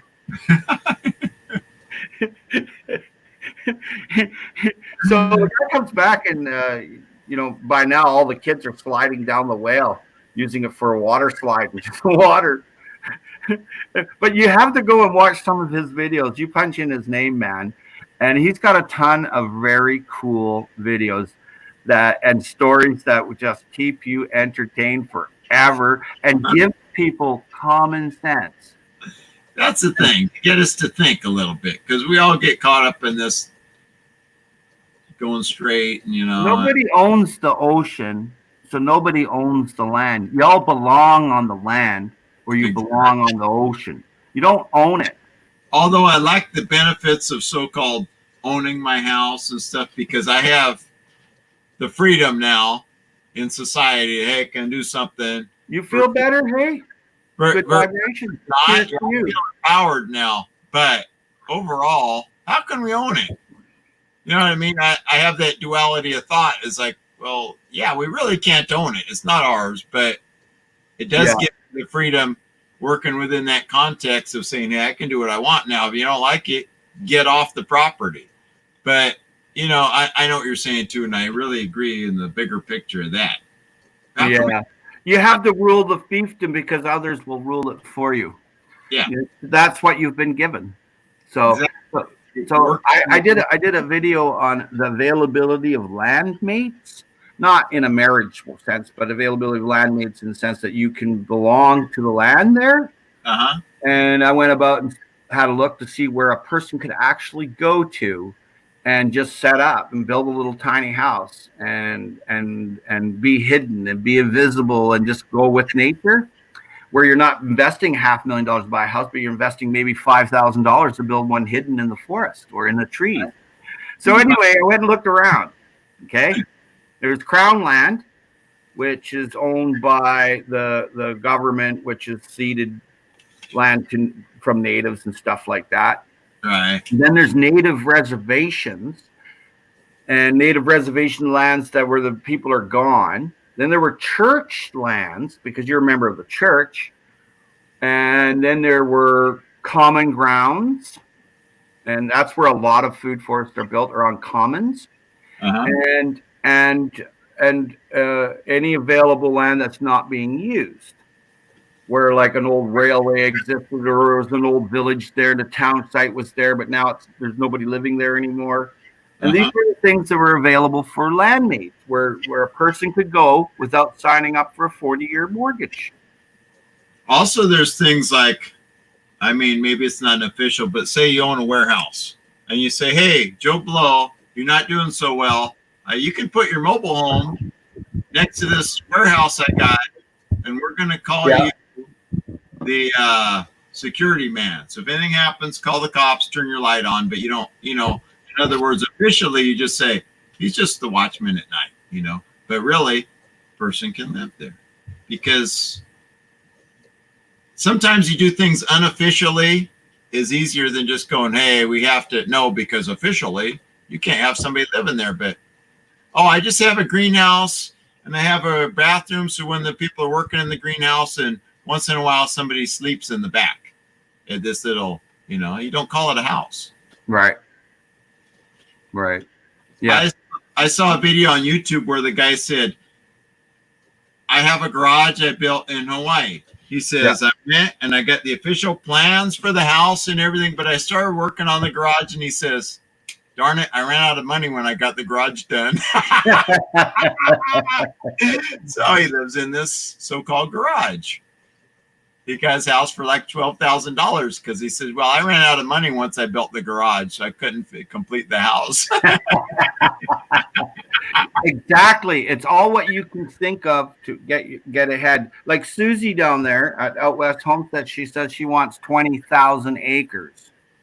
Okay. We got to find a way to make that happen. Exactly. The nicest lady ever. And why not? It's as simple as that. Working the edge, right? There's the most life at the edges, according to permaculture. And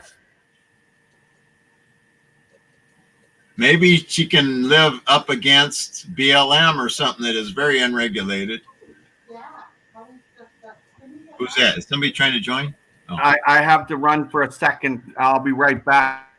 Okay. I'll prognosticate to myself. But yeah, Susie, maybe there's a way. Maybe you don't have to own it yourself. Maybe there's a way to own it in common with many people, or say a lot of people live at the perimeter of some really unregulated land that you can make better, like BLM land or something. But I'm going to type in that sounds cool.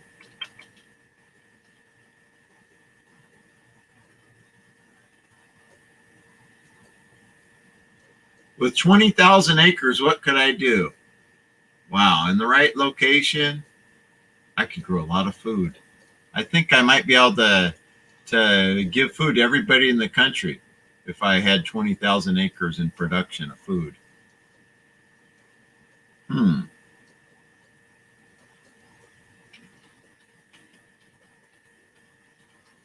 How about we start 20,000 acre food forest.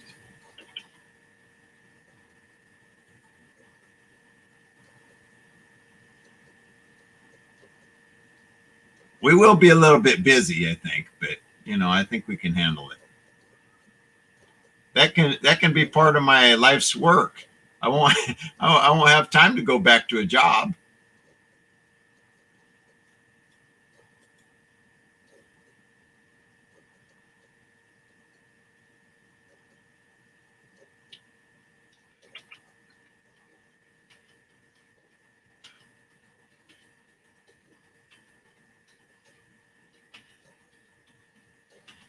If you only plant the perimeter even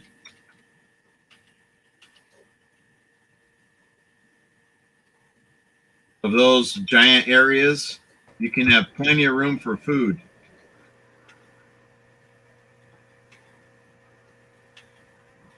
Ooh, I'd like to start a 28,000 acre food forest. I'm not rich or wealthy, but I got a couple of bucks to throw at it. If it's building a food forest. Wouldn't that be cool? Yeah. But what if we just do it in pieces? If we each get a little piece. Exactly. Sponsor someone. I don't have to be there. Until eventually all the 20,000 come together and connect. I got a little piece in California. You got a little piece in Canada. It's connecting the dots maybe all the way until it's one giant one. Susie might have something there. Build a bunch of little tiny homes for everybody. Get them to build their own. Here you go. But on a more serious note, I have an electrician coming for I'm looking over at some solar panel stuff. Nice. And, yeah, it's got to happen.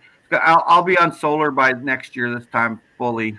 I have a little tiny one just to charge like little tiny things, but I don't want to. I want to be more sustainable and more community oriented. I want to get involved with more of the community. But the community here is like big box store. They go to Costco, man. They line up for 4 hours at Costco just to get their bottled water and this and that. And it's maddening. I go there and I look at it like, should I film this? Just put up Scared Stupid? Make a documentary that enlightens people, but not hurting them. Howie, I got a big patch of concrete in the front, curved driveway, long story short. I got a solar oven I've never tried. I want to, but if I can start doing it, I want to contact the maker of the solar oven and say, hey, can I have a big display here? Can I make it like a solar event that people, in other words, promote his thing and just blow the doors off this whole idea of it and just, get the whole Bay Area thinking about it more. Well, a conscious mind projects that. Yeah. Because I have this, now that I control the space, how can I maximize it for, maximum benefit for everybody? Because I've never learned this. So once I learn it, I want to be able to propagate it, right? So all this type of, it's just blowing my mind, the opportunities I have now that I control the space. Yeah. If you've got concrete there, that's a radiant heat. Yeah. That's a little warmer than other places. That'll be a microclimate. And then I've seen concrete get planted. Okay. I've seen it. Like what I introduced for myself into my food forestry was pathway soil bank. Uh-huh. So whenever I've encountered concrete, I just build the pathway soil bank right on top of it. And 3 or 4 feet later, I'm growing anything I want, trees. And what I did is I put rocks in for anchors and then put grapevines on it. The whole there as an anchor because it can't go past the concrete. So you have to adapt. Uh-huh. Yeah. So I have a bit of experience now in planting concrete. I won't plant roads though, like pavement. I won't do that. No, because there's thousands of carcinogens inside there, from benzene to toluene to, and I advocate take your jackhammer and go out and dig up some parking lot, man. That's what I advocate. And there's enough oil in that tarmac to keep this world going for 1,000,000 years. That's go all around the planet. Wow. 1,000,000 years. We could run all the machines for 1,000,000 years just with the tarmac that's on the paved roads. Wow, just through depaving. Huh? Depave into our future. Depave, yeah. That's a good word. I'm gonna write that down. Well done, Ron. There used to be a little tome called the Auto Free Times, and then they change it, and usually after they change the name from being so activist, they die out. And I think but it was called the Auto Free Times, and they'd always have these articles about depaving driveways. And I'm not sure I want to pull the whole driveway out, because if I decide to put it back later, then it's a lot of Is it concrete? Yeah. Plant on top of it to the best, though. Plant on top of it. So that could be. And plus, I don't want people come to deliver things in the small street. There's only like 6 houses, but they love to turn around on it, right? So I'm going to prevent. I put my half barrels that were empty in the middle. So over the last couple months, they got reprogrammed to not turn around on my driveway. Nice. And eventually make it where it's not a full turnaround driveway, because I don't need that. Every square inch. Maybe the solar thing, I get the dude to bring someone out and braille the big giant community size. People can come. We can have a solar festival and utilize the paper. Put up a panel and put up a library. It starts. You know what it starts with? It starts with a library outside your house of gardening books on seeds, seed collecting, do it yourself books, and that's where it starts and goes to. Well, you have your barrels, but that's where it goes to you, or you have a solar panel there for a demonstration, or you build a mini cob house on a trailer. This is the future. Or maybe a rentable. This is coming to me as we're talking. So-called rentable community solar cooker.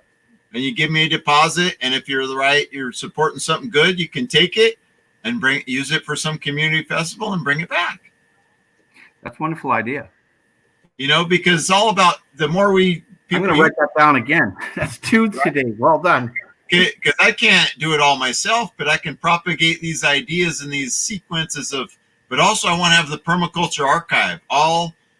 Some of it digital, but some of it just like the permaculture activist magazines from way back have 2 or 3 copies. You can come, and when I'm there to guide that you're not going to screw something up, come and read, and all the different permaculture books and gardening books, and people can come. It can be the Bay Area Permaculture Archive in my front room, which is also going to be my media room, and just blow the doors off this whole thing of goodness. Fantastic. I love this channel.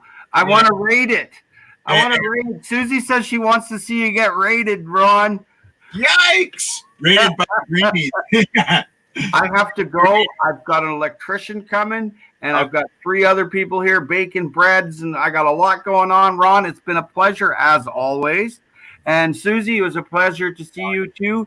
But Ron, I got the email. I'm going to touch base with you, and we're going to raid you. And we'll talk more about, maybe a big piece of land where the largest food forest goes. Let's get it on. Once this thing ends, I want to come up your way anyway, because I want to visit Spiritual Spheres. Is up on your island. I wanted to check it out. I wanted to for a while, but maybe you're more than welcome to come stay here. We have plenty of room. Ron, been a pleasure. Blessings to all. Peace and permaculture. Come and see us anytime. All right.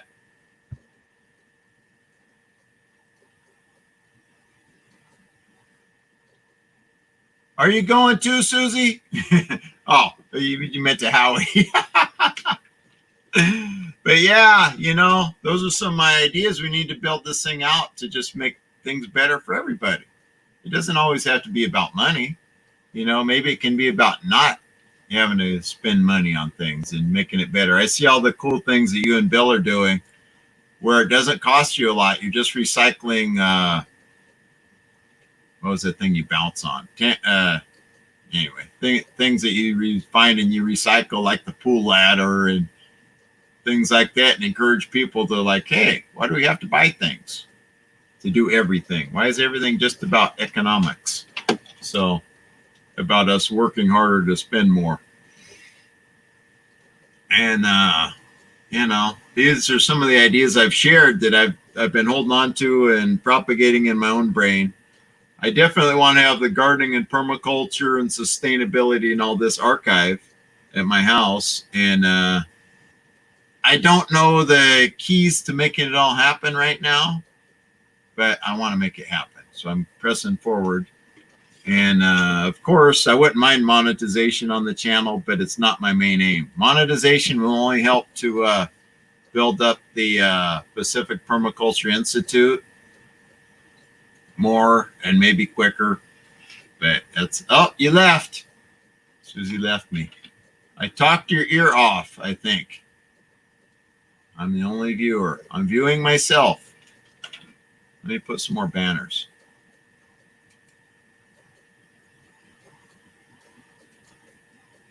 Look at these cool banners, people. Anybody have an idea for a banner? Email me or let's see, put a comment.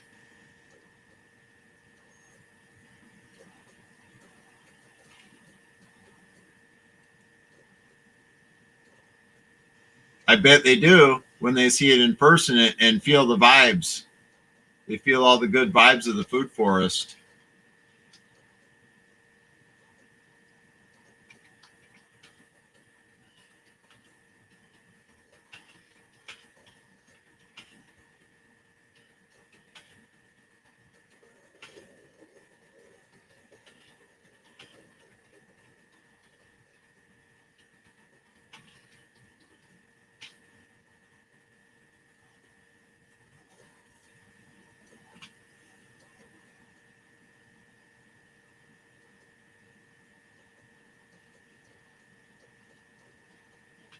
I'm not sure what exactly I'm going to do here. I mean, I have room for a tiny house. How to make it all happen? That's a confusing thing because society doesn't really propagate these ideas for us. But just, Howie's been encouraging me. He's got crazy good ideas. What I mean by crazy good is like super very good ideas and enthusiasm. And I have this enthusiasm that's building, and we're just all going to make a better place. The 20,000 acre food forest, yeah.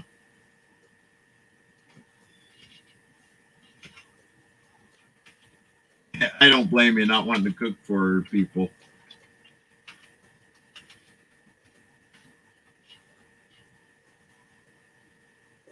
That's I cook for myself, a couple times a week. I'm not the super cook, man. And I get it. I'm just throwing ideas out there. I'm wondering if I have a space that someone could just move say they're traveling in a tiny house, just have a spot that can come and hook up for a couple weeks. And especially if they have something to teach, propagating some plants, helping with the food forest. I don't know, maybe they have a pickup and they're going to get me 5 loads of wood chips or something, or, just kind of a trade thing. Help me out, come stay, come check out the permaculture archive library and all this. That's just trying to figure ways to make all this better for everybody. The next generations especially are, I'm getting older. Time is short. Time is short. We got to maximize it for everything we enjoy and make it better for the future people. And yeah, outside is a good thing. I like where they have these kind of outdoor kitchens and things, and I have some ideas on that too. Maybe doing a partial outdoor kitchen, and especially if I can have a solar cooker, and just trying to get this all to come into an exact plan and make it happen is kind of a challenge. But moving forward, just trying to make things better and get as vibrant of an area as I can. I don't know how big my food forest is going to be or exactly how it's going to lay out, but I'm going to do something for the pollinators. One area is going to be more for pollinators and things like that than anything. One area is going to be just for me, and I want to do some conifers. I have some conifer seedlings, and I'm going to experiment with a kind of a grove of those, some redwoods and pine trees, and just kind of experiment. How long would it take me to grow some of my own wood chips, to feed the soil, to do all this, and just a lot of things, combining my energies. I'd like it to get it someday where I hardly ever have to leave the land. That would be just wonderful. Have people come and share their ideas and gather ideas and maybe help harvest, help plant, all that. Just an interchange of goodness. But yeah, you guys cook on the kind of outdoor wood stove, huh? I've seen where you cook biscuits and things. That's really neat. You'd probably have a hard time with Sonny would probably jump up there if you're making bacon or something. But long time back, long story short, I was a kid and my brother was older and we went camping, and his in-laws also went, and there was like half a pound or a pound of bacon that I think was frozen, and he had this big dog that was part lab and part Newfoundland. He didn't know till later it was part Newfoundland, but the big lab with a big head like that, and he had really long black hair. And anyway, this dog grabbed the frozen, I don't know if it was a pound of bacon or something, ran off with it that the in-law was going to try to cook. So I can imagine Sonny being a big dog. He might just rout and be gone with it, Although he's pretty calm. This dog wasn't maybe that calm, but funny. And yeah, I'm looking forward to hopefully by this next summer coming up next year to really have a lot of good things going on, and just develop this all out to a lot better of a scene. And yeah, I bet Sonny's waiting for any leftovers or any dropped items, huh? He looks like a big dog that's probably always hungry. I miss having pets. I had a cat that died in, I think, 2015. That cat was like 17 years old. And but I've just kind of, my life is a little bit not so settled in one spot to where I can care for a pet so easy. I have some, although I'm setting up my house in this Pacific Permaculture Institute, what I have going on is I have some social reasons to be back at where I'm at right now in Oakland. And also it's close to where my job is. It's like a 15-minute drive versus potentially like an hour or more, or an hour and a half or more. So it's kind of a mixed, it's an imperfect, like everybody else's life, and so there's some struggles with that. So it's kind of difficult to have a pet at this time. Hopefully though. But hey, thanks again for allowing your shout out. And I won't say as I gathered a lot of people from it, but I like to be able to promote it. And I don't know another way to really promote it that I have these. I'm going to try to switch to Saturdays. I can't guarantee every Saturday because I think next week maybe there's a guy I have set up to do my front door, put in new front door, and I have to be over there. And the internet connection is something's wrong with it over there. I haven't figured it out, but I'm thinking Saturday might be better to do the live streams. Anyway, what else can I ramble on about? StreamYard gives you up to 20 hours a month free. When I read that this morning, I was like, whoa, 20 hours? I'll be lucky to use 20 hours a year. So that's the thing. Let me see if I got any other cool banner. I have to learn how to make these banners better and bigger and stuff. Let's see. I need a banner. Let's see.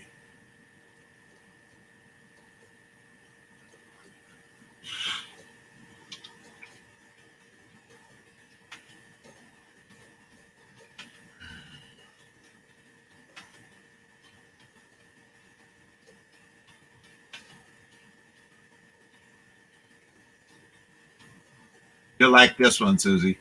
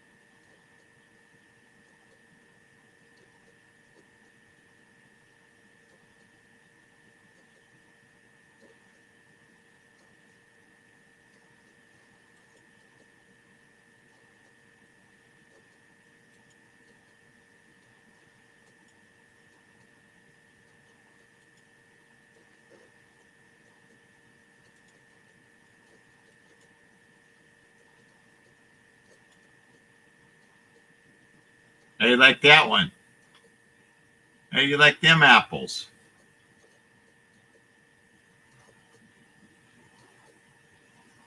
I should have made a bigger W on that, but see, so some of these are the things that StreamYards does that you have more options. I couldn't do that on YouTube as far as I know. So then I have a whole bunch of banners and I just click on it. Watch. I'll switch to food forest permaculture now.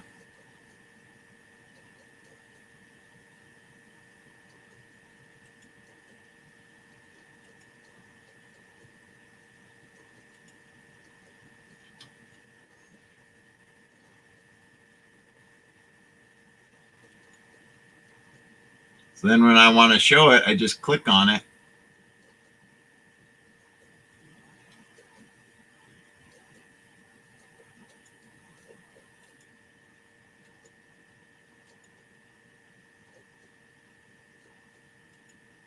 Then I can hide it, and then I can hide that one, then I can show it again when I want.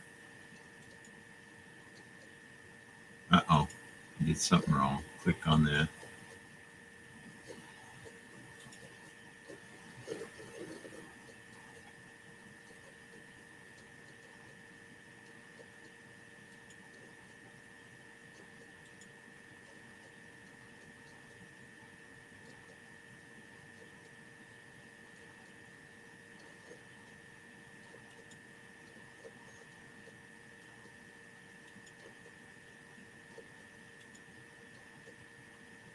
I don't know why this one is.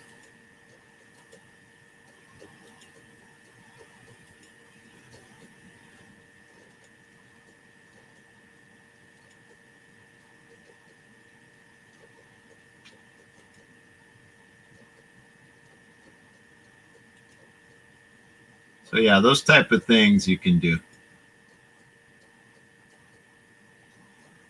Just to kind of give an example that I click on them. Yeah, I bet. Hey, you know, it doesn't hurt me and it does help you. So that's a good thing. Watch this. Like your comment. How's that? Isn't that cool?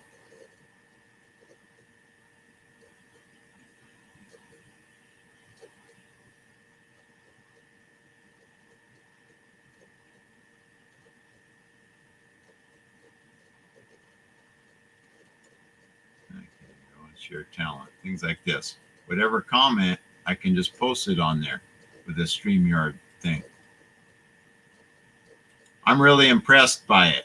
Now, I know everybody won't be, but I'm really impressed by what I can do. And like I say, I'm not a super technical person at all. So I do have a relative that has a YouTube channel. He actually makes his living riding mountain bikes all over the place, up and down trails and stuff. And he encouraged me to do this channel, but he doesn't just totally get in contact with me and help me with technical things at all. So I'm on my own here. And even getting this logo made, I had to find somebody to build that logo and try to figure out how to upload it and just deal with it like that. And but yeah, this is really cool. I mean, I just don't know how much to just totally say how great I think this is. Howie from Food Forest Permaculture is the one that told me about StreamYard. And I looked into it, and I didn't really know how it was going to work exactly. I tested it yesterday, but then last night I checked it out. And then I said, well, let me try it today. And it was an experiment. I experimented with a couple short videos yesterday. And there you go. So then over on the side, there's a spot where you can put, it has comments, banners, and all this stuff. So I looked and I have these banners set up. So then you just go click on show. And then here you go again.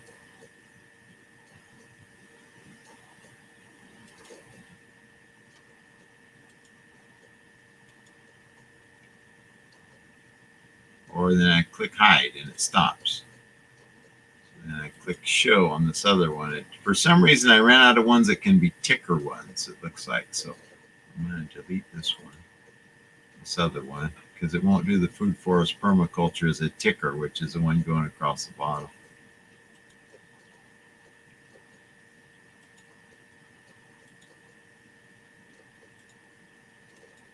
Must be a limited amount of those.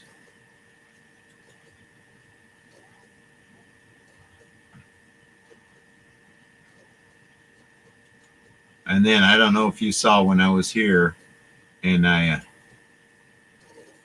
see, I don't know where it is now, but there was a place where I could look at this and I could change the, watch how I could change the colors. There's a color spectrum line down here, and look how I can change the background color, Susie, if you're still here.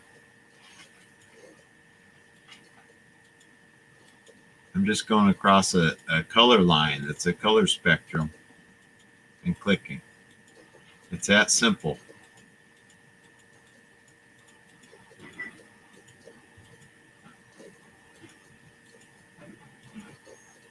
I think if you get involved in this StreamYard thing and start doing live stream, you'll be hooked, because this is just awesome. I can't say enough about how awesome it is.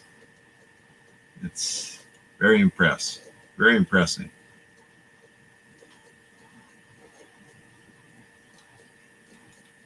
Once you get on StreamYard, you don't have to know. You just look at things and it's easy to figure out. Trust me, I'm no techno person.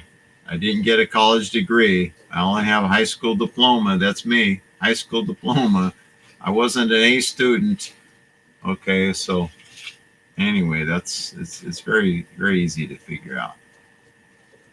And then I could just change it some more. It's on brand. You go in the background and this and that, all these colors. Brand color it is. So then you go, I can click on that too. There's also a square that has blue to black colors. So then I'm clicking on that. And just around that, it's different parts of that spectrum. Oh, that's a nice one.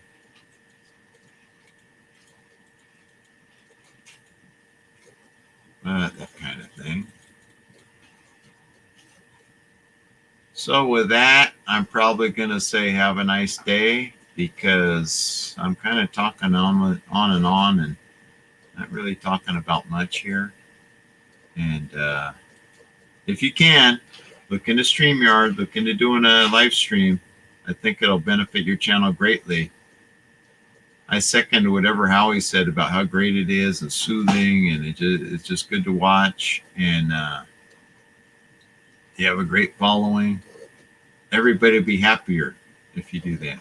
I feel they would anyway. I feel they would. I wouldn't be making it up. I'm not trying to sell anything. So anyway, have a nice day, Susie, and we will catch you on the next one. Peace and permaculture.